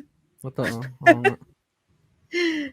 Agree. I think yun din yung difference kapag sa PC ka. I think, correct me ako, nung nilabas yung World sa PC, buo na, di ba? Wala nang mga updates. Kasama na siya. Kasi siya ang tagal na nung bago na release, di ba? Parang years ba? Ando na si Pickle, ando na yung tawag na ito, yung sa Witcher, yung makunat, yung puno, parang puno. Si Leshen, oo. Tapos andun na rin si Fatalis yata, tama ba? So, I think kompleto na yun nung nilabas sa sa PC. Oo nga, gets. Anyway. Yun lang okay, naman. magalit mga mga Monster Hunter Defender valid naman yun. Nakakamdaman nyo rin yun. Maging honest kayo sa sarili nyo. Ang konti ng roster ng monsters ngayon. So, parang lalaro muna ako ng iba while waiting. Tapos sundot-sundot pag may bagong title update. Yan din yung reason, Bonbon, kung bakit binenta ko yung physical copy ko. Hindi ako makapagpalit ng game Bumili ako ng digital. Okay. Digital. Okay. Binenta ko yung physical ko, tapos bumili ako ng digital. Para naka-install na lang siya, hindi palit-palit. Pwede ako maglaro na ng ibang game. Yung Pareho yung kayo isang, ni, you know. ni Master RCB. Si Ian Lungas. Ginawa niya rin yan eh. Totoo, si Ian Lungas. Oo. Anyway. Okay. Okay, sino next? Ano na ba Sino tayo? naman next? Ano, nasa na tayo? Hindi, si Bon na, sa Redemption. Redemption. Oo, last. Actually, nahirapan ako dito. Okay. Kasi, yung roster ng mga nilalaro ko, parang wala namang masyadong nagka-redemption arc. Sa tingin ko lalo yung mga nilalaro ko, mga FPS, Once Human, Valo, Rivals, wala namang mga ano doon. So, ang naisip ko na lang, na medyo fresh pa sa sarili ko, si Cloud ng FF7. Ewan ko kung magdi-disagree kayo. Okay lang naman yun. Okay, babata ko yung sagot ko. Sige, go. Yan yung sagot ko pero sige, go. Hindi kasi, nung parang start ng game sa remake, sa ano lang to base lang to sa remake, wala pang rebirth. Ganyan. Parang ano siya, cocky brat na walang pake. Pero nung nagka-usap-usap sila ni Aerith, tapos pinakita ni Aerith yung flower garden niya, yung buhay niya, yung mga slums, parang naging ano siya, hindi na siya yung I'm just an assassin wording, ganyan. Medyo nagkaka-care na siya dun sa Resistance, kahit dun sa movement nila Tifa, nila Barret. Parang siguro, later in the game, naging facade niya na lang yun na, I'm a merc, kailangan ko pa rin ng bayad, pero deep inside, gusto niyang tumulong. Favorite ko yung line niya na yun. Bakit? Bawal ba yun? Hindi. I mean, ayokong ma-spoil kayo, pero sige, tuloy mo lang. Wait lang ha. Nagsabi na ako, FF remake lang yung basis ko. Okay. So, yun. Kasi parang nung later part na, parang ginagawa niya na yun to save his friends eh. Lalo nung may, sabihin ko ba? Charing. Basta dun sa dulo may mga nawalang friends. Tapos parang na move, ganyan. And feeling ko nag-start talaga yun nung nag-show ng kindness sa kanya si Aerith. Doon siya na na enlightened. Charing. Yun lang yung entry ko. FF remake lang yung basis. Ba't kayo tumatawa? Hindi, excited ako for you kasi may mas malalim pang redemption siya. Saan sa Rebirth? So, I think pwede kayo mag-disagree yung mga nakikinig, no? Pero I think isa sa mga pinakamalupit na redemption arc or story or parang character development si Cloud sa buong video game history. For me. Kasi yung gaya ng sinasabi mo, parang I think pa lang, dahil nga, gets naman, dahil yung sa remake pa lang yung reference mo. Pero yung, lalo na yung sa OG, and then siguro sa mga upcoming titles, pag nalaro mo na, ilalatag yun ng malala. Okay. So may pa to, lalalim pa tong start ng niya. Something to look forward to. Okay. Pwede ba tayo magpalit ng utak? Butang, gusto ko yung, alam mo yun, yung feeling, alam mo yung ganang feeling na yung may experience mo ulit for the first time, yung di mo alam yung story. Tangina, sorry umiiwas kasi ako sa mga spoiler eh. Wag ka pa-spoil. Ay. Talaga, natuwa naman ako na mas deep pa kasi. Kasi sa parang chumachani-chani yung story dun eh. May na siya, subtle hints na nagre-redeem ng character si Cloud. Hindi kilabutan ako? Bakit? Hindi kasi for me, sa akin lang to pwede kayo lagi may disclaimer, pwede kayo mag-disagree. Pero kasi alam ko maraming mga opinion yung mga tao eh. I think isa sa mga pinaka-complex na personality, character si Cloud sa buong video game sa lahat ng mga video games na nalaro ko. Napaka-complex ng character niya. Yung kinakwento mo na parang nonchalant, mercenary, ganyan. Layers pa. Yung parang kung ganun. Didip pa siya? Yes. Okay, sige. And may reasoning doon kung bakit ganun, bakit ganyan. Sino ba si Cloud? Si Cloud ba talaga siya? Basta, ang dami. Isunod ko na. Parang gusto ko na tuloy umpisahan yung Rebirth. Umpisa mo na, Bonbon. Hindi kasi, wait lang. Inumpisahan ko yung Yakuza. Kasi nag-crave ako ng Ay! turn-based. So, dahil nagganyan, nag-usap tayo about kay Cloud, parang gusto ko tuloy mag-revert na lang para matapos na yung story. Na-curious ako sa mga Pwede magtanong, hindi to spoiler. Gusto ko lang malaman yung take mo and yung read mo or yung basa mo. Ano sa tingin mo yung nangyari kay Cloud, yung parang nagkakaroon siya ng glitch, yung parang sumasakit yung ulo niya? Amnesia? Kasi di ba nung nilaro kasi ng partner ko yung Crisis Core, nanonood ako pero hindi ako nagpe-pay attention. Tapos may nakita akong scene doon na parang na-experimentan siya nung mga doctor. Sino ba yung doctor niya yung nakaputi? Na-expose siya doon sa ano bang tawag doon? Yung sa parang Mako Energy. Oo, sa Mako Energy na ano siya, parang na-overdose. So feeling ko dahil doon kaya siya nawalan siya ng memory tapos ayun. Paltay utak. Gusto ko yung ganyan. Actually, medyo curious ako bakit kapag malapit si Cloud kay Aerith, nagti-trigger yung amnesia niya. Lalo dun sa first opening ng remake, yung may mga Dementors. Dementors ba tawag doon? Kasi kumukha ng mga Dementors sa Harry Potter. Ayun, kaya feeling ko may correlation yung mga bagay-bagay sa kanila. Ba't kayo ganyan gumit? Sulat ka ng notes para balikan mo after mo ma-experience. Wala lang, masaya. Promise. Masaya. Napanood mo ba yung Black Mirror? Nanonood ko ang Black Mirror. Alin, yung bagong season? Yung bagong season. Hindi pa. Yung isang episode doon yung about ayaw mo na nga, puta. Spoiler kasi. Basta, lagay mo na bonbon please. Tapos kwentuhan tayo. Sige. Pero nabanggit mo, naglalaro ka ngayon, Yakuza, Like a Dragon, yung turn. Inumpisahan ko. Nice. Natuwa ko mukha. Parang totoo yung mga kinuwento niyong para siyang, kung weeb ka, makaka-relate ka sa kanya. Yes. And then curious din ako kung ano magiging read mo kay Ichiban kasi hindi naman siguro sexist to. Parang curious lang ako kung paano yung resonance ng isang male character and ganun yung challenges bilang babae ka.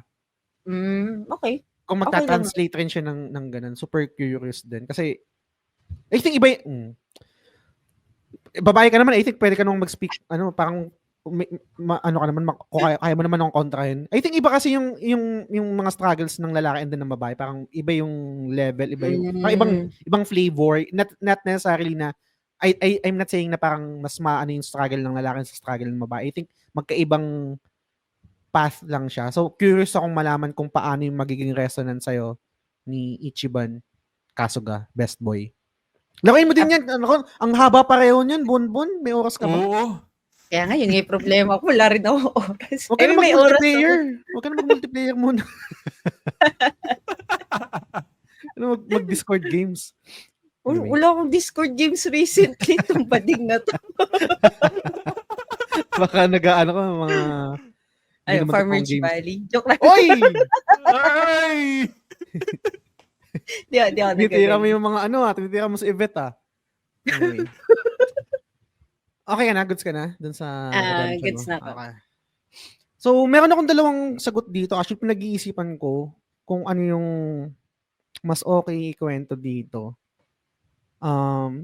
Siguro, may oras pa ba tayo? Mabilis lang naman siguro. Unahin ko na muna sa yung isa kasi, I think, debatable. And personally, ayoko din yung nangyari sa kanya. Pero kung pwede akong mag-zoom out and just absorb yung nangyari sa story niya, I think redemption din yun eh. And yung story nito is, again, The Last of Us Part 2. Hindi ko maiwasan eh. Si Abby. Hindi ko gusto yung tao na to. Hate na hate ko yung tao na to. Okay. Pero, alam ko, divisive tong game na to. Gets ko yung, kung hindi nyo nagustuhan yung game, gets ko kung hindi nyo nagustuhan yung way ng storytelling. Pero, for me, experiencing this game, ako man din, hindi ko nagustuhan yung kokontrolin ko yung tao na pinaka-ayaw ko, pinaka-hate ko Ganun kasi yung ginawa ng game eh. Parang the game forced me to control a game to have an insight and understanding kung bakit niya ginawa yung mga bagay na yun. So parang, alam mo yung feeling na galit ka dun sa isang tao tapos pinapakita ng game na mabuti siyang tao. Ang hirap nun eh. Struggle yun for me as a gamer na mahalin yung character na yun. Tapos kinokontrol ko siya. Nandun ako sa POV nung character na yun, ni Abby. Pero kung magzo-zoom out ako, para walang naman din silang biktima ng circumstance eh. May ginawa yung isang tao, nagkaroon ng effector, nagkaroon yun ng repercussion, nagkaroon yun ng consequence, at yung consequence na yun, nag-react yung tao na yun, kunwari si Abby, ginawa niya yun, and yung ginawa niyang action na yun, meron ding consequence. Parang, gantihan sila eh. Gantihan. Parang, walang katapusang hatred, not unless merong isang parang puputol nun para matigil na lahat. Let's stop this and end this. Kasi walang patutunguhan to. Ngayon, nasa tao na yun kung ang read nun is naging weightless yung ginawa ng lahat ng character doon kasi eventually tumigil lang din sila. Pero other people or other gamers can see it as yun yung correct way to do that. Kasi wala namang mangyayari. Parang ganyan. But for me, kung yung topic is yung redemption, kung magzo-zoom out ako, try to compartmentalize and isang tabi muna yung galit ko sa character ni Abby. I think may redemption din dun sa character niya eh. Pinakita rin kasi dun kung bakit niya nagawa yung mga bagay na nagawa niya. And pareho lang din silang biktima. Kasi kunwari, yung bida sa The Last of Us Part 1 is Joel, si Ellie. Tapos sa The Last of Us Part 2, kinokontrol ko si Ellie. Mahal ko yung character na yun eh. Mahal ko yung mga characters na yun eh. Tapos bilang ibahin mo, papakontrol mo sa akin yung character na gumawa ng masama doon sa mahal ko na character. Ang hirap nun. Hindi ako walang pagmamahal at wala akong pakialam sa reasoning mo. Wala akong pakialam kung bakit mo ginawa yan. May pakialam lang ako doon sa character na mahal ko, which is ganun naman yung nangyayari sa totoong buhay, right? Minsan I think behavior ng tao na mawalan ng compassion sa ibang tao kapag yung involved is yung mahal natin sa buhay. Kumbaga parang hindi mo nako-questionin kadalasan kung bakit nagawa ng ibang tao yun dahil sa ginawa. Kunwari, may nagawang masama yung ano mo, may nagawang masama yung isang mahal mo sa buhay. Siyempre may consequence yun. Ngayon, kung magiging epekto nun is yung ibang tao gagawa rin ng masama sa'yo, hindi naiintindihan kita kasi ginawa yan ng nanay ko sa'yo eh. Hindi naman ganun eh. Right? Parang instinct or naturalesa ng isang tao na mag-side doon sa taong mahal natin versus doon sa ibang tao. Pero yung ginawa kasi ng game, finorce ng game na kontrolin yung tao na yun at ipakita yung POV niya eh. Na parang makikita mo na ang daming moments na pinapakita na parang mabait siya sa aso, pinipet niya yung aso, mabait siya doon sa mga... Humanize, no? Oo, parang gano'n na, may maliban doon sa ginawa niyang kabrutalan doon sa character na minahal natin, mabuti siyang tao doon sa mga kapartido niya. Which is, gano'n naman yung nangyari. Partido niya mabuti siyang tao doon eh. Same ako, mabuti ako doon sa mga partido ko. So, ang hirap lang no na nagkaroon ako ng POV doon, tapos hindi pa ako tapos magluksa. But then again, kung magzo-zoom out ako, redemption yun eh. I think meron ding iba. Ikaw, hindi ko, Dre, pwede kitang tanongin siguro. Ikaw ba nagkaroon ba ng redemption sa'yo si Abby nung na-experience mo yung story niya? Dun sa huli, naawa ko sa kanya. Sa totoo lang. Yung nasa boat na sila, diba? Tapos, threaten pa ni Ellie si Liv. Para lumaban, diba? Kasi ayaw na lumaban ni Abby. Parang, na siya. Tapos pinilit niya makipag-away. Tapos awang-awa ako actually sa kanilang dalawa, na parang, sobrang kawawa na nilang pareho eh. Ayun, yun lang. Medyo na-redeem. Ang sobrang powerful ng final scene sa akin na yung nilululod na niya sa tubig, Mm. tapos biglang may nag-flash, tapos tumigil siya, diba? Tapos Mm. pinakawalan na niya. Yun. Yes. Parang, anong point nitong ginagawa ko? Kung buhay ba tong tao na to, matutuwa siya sa ginagawa ko. Parang ganun. Isa ako sa mga tao na nag-click sa akin ng The Last of Us Part 2 kahit alam kong maraming hater nito or parang divisive siya pero iba yung epekto sa akin nito. Again, hindi ko gusto si Abby, hindi ko gusto yung ginawa niya pero hindi naman lahat ng bagay magugustuhan natin and parang we can still judge the game for what it is regardless kung nag-enjoy tayo o hindi. But then again, sorry, alam kong mahaba na to. Pwede ba mag-last na? Sorry. Go lang. Last na character. Si Yuna ng FF10, redemption for me and then yung parang yung reborn is yung kung di kayo familiar guys sa FF10, mabilis lang na background siguro or brief history. Alam ko naboringan ka dito, Bonbon, di ba? Sabi mo dati. Hoy, naka-mute lang ako pero nagtanong ako kung siya ba yung priest. Yung Kaya ano? sinerch ko. Priest, yung priestess. Siya. Summoner. Okay. So kung hindi lang kayo familiar, mabilis lang na na background. So si Yuna anak siya nung Great Summoner. And then parang ang goal kasi nila is mag take part ng pilgrimage and then eventually go to the parang get the final summoning na papatay doon sa kay Sin. Ganun yung structure ng story. But eventually, again, spoiler alert, eventually, ma-realize sila na never-ending cycle lang yan. Kasi ang mangyayari is isa-sacrifice para maging final, sa ganun. So, for me, yung redemption or yung parang pinaka quote-unquote reborn ng character ni Yuna is understanding and kumawala doon sa naset na practice kasi band-aid solution lang yan eh. Yung ginagawa nung mundo nila doon sa Spira. Medyo may konting slight parang commentary dito. I think kung magiging deep tayo doon sa mga practices na meron tayo sa churches or doon sa mga religion na pina-follow natin. I think hindi naman sige.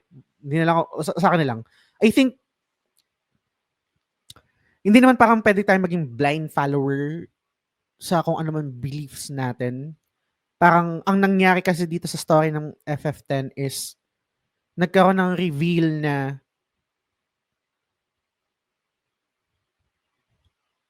paulit-ulit lang at walang mangyayari, hindi namamatay. So, nag-create sila ng bagong solution. Pinatay nila yung si Yuna Leska dun sa last part and eventually nakahanap sila ng ibang way on how to defeat Sing finally. Hindi yung parang uulit lang, hindi lang magiging cycle. So, ang ganda for me, ang ganda nung character development ni Yuna bilang parang timid lang siya, parang sumusunod sa kung ano yung role niya bilang summoner, willing to sacrifice herself for greater good. Pero hindi mo naman kailangan gawin niya kung may ibang way eh. Kung makahanap kayo ng ibang way on how to do that eh. And ang naging catalyst nun, I think si Tidus rin. So, yun yung isa sa isang character rin na I think may magandang character development and redemption and reborn. Tapos naging gimmikerang yun na siya sa FF10 Oo nga, parang ang lihis-lihis nung character niya. Pero I mean, hindi ko rin masyadong gusto yun. Pero isang parang angle na gusto ko doon sa FF10 is yung free na siya. Totally free. Doon sa customs yun, di ba? Parang religious customs na ina-apply niya sa buhay niya. So, yun lang. Nakuha mo na Bonbon. Sana board na board ka ba talaga? Hindi kayang Parang marami pa akong gustong unahin na laro kaysa sa Sige. FF10 eh. Okay lang ba lang. yun? Okay lang. Sorry Okay lang. Goods lang yan. Pero yan, yun sa akin pa. Goods.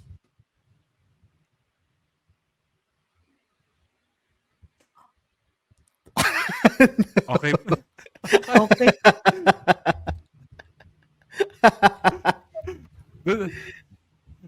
Okay na po. Paano yung posing? Ang awkward. Sorry. Okay. Sige, bago tayo mag-end, thank you lang ulit ako sa ating 40 Patreons and sa ating executive producers na sila San, si Mark De Vinegracia, si Yvette Cesenzo Revilla ng The Art Channel, si Mike Rubrio ng Hector Gamer, si Kuya G at si Admiral RD Casimiro. Yun. Curious din guys sa mga nakikinig kung ano mga thoughts nyo dun sa mga sinabi namin and kung trip nyo rin sagutan yung bawat gaming topics. Curious malaman kung ano yung para sa inyo yung betrayal, ano ba yun nandito, yung sacrifice, silence and waiting theme, ganyan, tapos yung redemption and reborn. Keme. Pwede kayo sumagot sa sa YouTube or sa Discord, Sa FB. pinopost ko din doon o sa FB, ganyan. So, kung saan nyo trip. Pero I think mas maganda sa YouTube para magkaroon ng traction laman. yung page. Traction. Oo. Tsaka like nyo na rin. Like nyo kung gusto nyo, kahit hindi nyo gusto, i-like nyo. Laking tulong yun. Tapos pwede rin kayong pwede nyo rin i-review or i-rate yata yung sa Spotify. Malaking tulong din yun yung stars. Ay, pwede pong mag-announcement last na bago natin mag off topic recommendation. May announcement ako, curious din malaman sa takes nyo kung anong opinion nyo. So, parang 21 episodes ng The Game Silog Show may copyright strike sa Spotify. Dahil yung mga luma kong episode kasi gumagamit ako ng kanta, gumagamit ako ng music na copyrighted. Okay. So, may dalawa akong option. First option is re-edit. Tatanggalin yung mga music na yun pero I think magiging awkward yung episode nun pero c'est la vie. Tapos i-re-upload ko. Or totally hayaan ko na lang and maging void century na lang yan. Tapos kung gusto nyo, sasend ko na lang sa inyo yung copy sa Gmail o ganyan or yung archive na lang.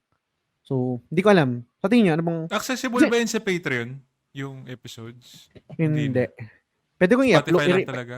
Pwede kong i-re-upload doon. Pero yung sa Spotify, magiging unavailable siya kapag binibigyan ako ng 90 days yata o 30, hindi ko na alam kung 90 days o 30 days kung anong gagawin kong action doon. Kasi kung... Oo nga eh. Kasi kung kahit yung first episode, putang ina, copyright. Kasi gumamit ako ng kanta.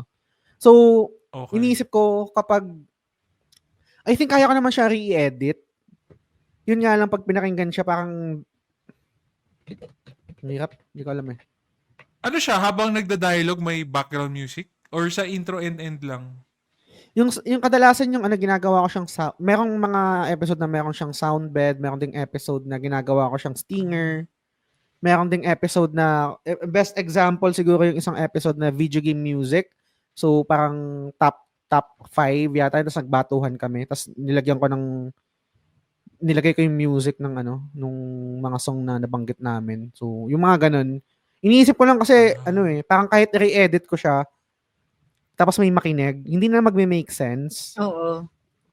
Pero sa kabilang banda, kapag hinayaan ko lang, bungi-bungi yung episode sa podcast. Walang episode 1, tapos bilang walang episode 5, walang episode 30, walang episode 60, mga ganun.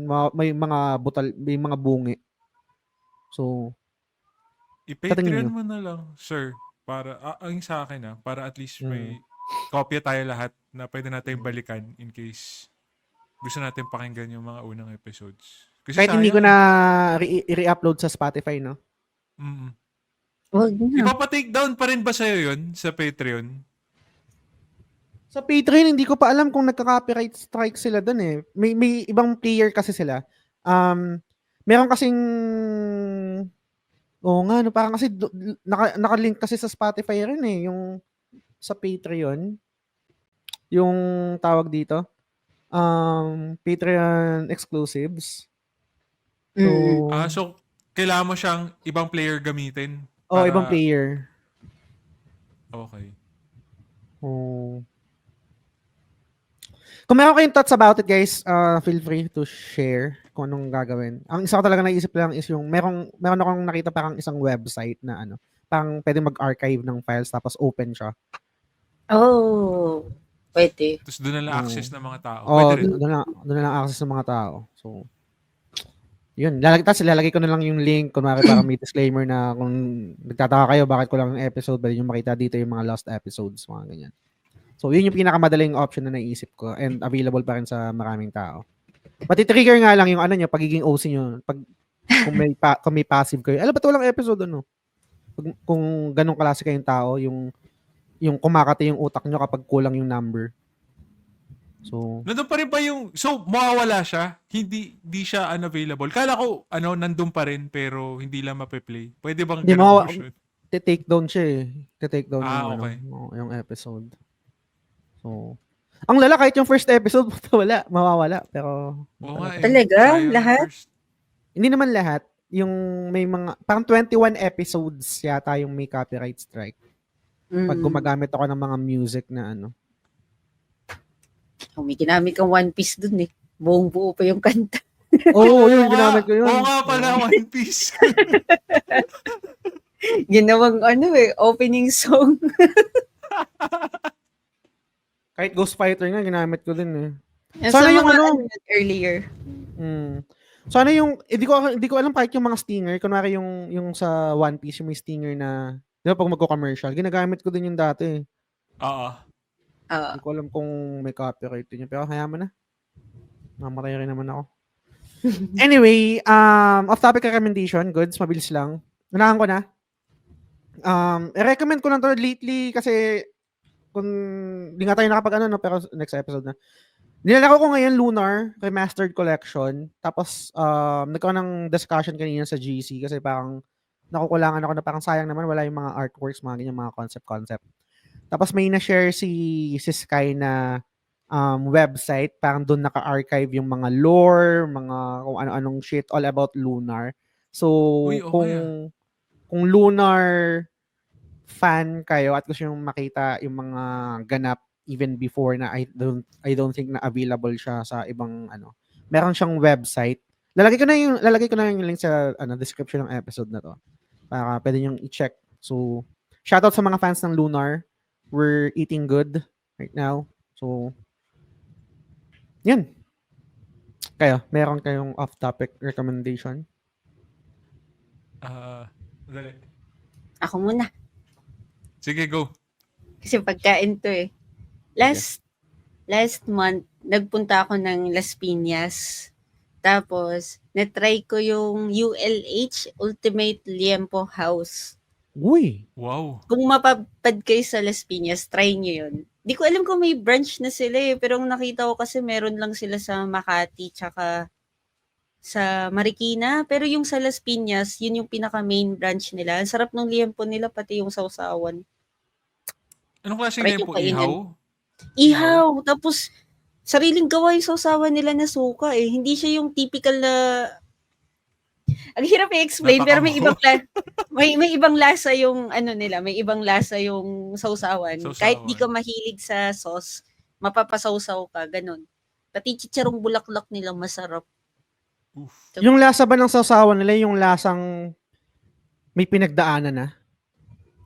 Hindi. Masarap yun yung gano'n, yung sa mga kanto-kanto yun, alam mong hindi gano'n. Parang social yung lasa niya, pero familiar yung barbecue taste, parang gano'n. Ang hirap i-explain, pero basta masarap siya. Guys, kung pupunta kayo ng Las Piñas, sadyain nyo na lang dun. Or pag-grab nyo na lang. ULH, Ultimate Liempo House. Nice. Ang ginawa mo dyan? Ba't pa dyan sa Las Piñas? Ay, kinita ko yung mga friends ko. Umuwi kasi ng Pinas eh. Ito, chubachani lagi nakakainis. Kinita ko yung mga friends ko sa AXA. O, ayan. Doon kami nag-get together. Anyways. Nice. Go. Sino yan? Secret. Okay. Ray, go. Okay. Sa akin, Mina audio mo, Lods. Yung, Alak. Okay. Ito, hindi ko alam kung... Yan. pala may kinukuha ka kanina. Putang ina, nagiinom ka pala. Ginaganon siya kanina. Hindi, ngayon, hindi ako minom ngayon. Mm. Ano siya, Charles and James. Ano siya, whiskey. Tapos, 300 lang yung bote. Ooh. Pwede. Mas mura pa sa sa Alfonso. Oo. Anong tama niyan? Parang Alfonso, 25% lang siya. Hindi siya yung 40 na usual whiskey. So, siya, mas mellow down. Tatabangan nga ako eh. Kasi sanay ako dun sa matapang. So, pag iniinom ko siya, parang tubig lang. Sobrang lalaki hindi yung yata eh. hindi yung parang may blade sa lalamunan. Oh, wala. Sabi siya parang tubig. Baka may kalyo na yung lalamunan mo kaya na. Pero yun, delic siya eh, kasi parang makakadami ka. Kasi mas mahina. Pero good siya for 300. Sa SM ko nabili. SM supermarket. Nice. Ayun. Goods. Anything to promote kayo? Shout out. Wala naman. Wala na. Okay. Shout out ko lang siguro si Nautilus. And yung lahat ng mga bumili nung cap na na binenta ko nung last week yata. Ubos na siya. I don't think, di ko alam kung mag-restock ako. Pero next project ko naman is t-shirt naman. So, naghahanap ako ng printer ngayon. Ikaw may masasuggest ko niya, makarecommend kayo na good shit. So, PM nyo lang ako. Wala akong mahanap na marami akong kinakausap pero hindi pa nag-materialize. Pero kung meron kayo ma-recommend, goods lang din naman. So, yun. Again, maraming salamat sa bumili. Super thank you. And sana makita ko yung suot yun. Post nyo, tapos tag nyo kami. Sarap sa pakiramdam. Nakaka-boost ng self-esteem. So, may sasabihin ka ba, Bonbon? Parang tumatawa ka. Hindi nakita ko yung reel ba? Shorts ni Silds. Nagbuhat siya, suot yung cup. Oo. Yan kasi siya.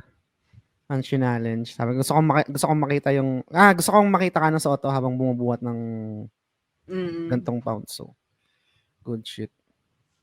Yun, guys. Tapos na natin yung episode. Dre. Bonbon. Bye-bye. Sir. Bye. Kita kits next week. Bye-bye.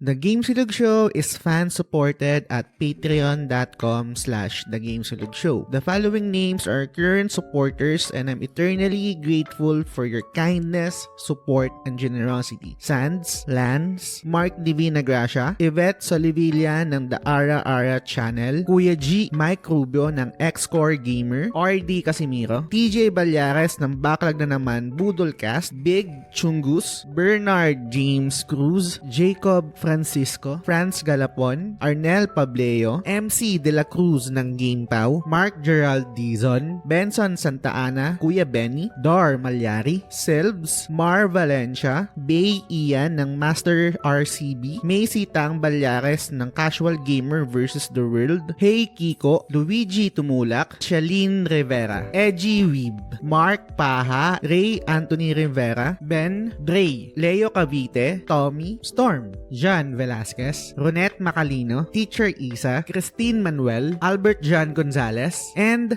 Cornflake. Maraming salamat sa inyo guys.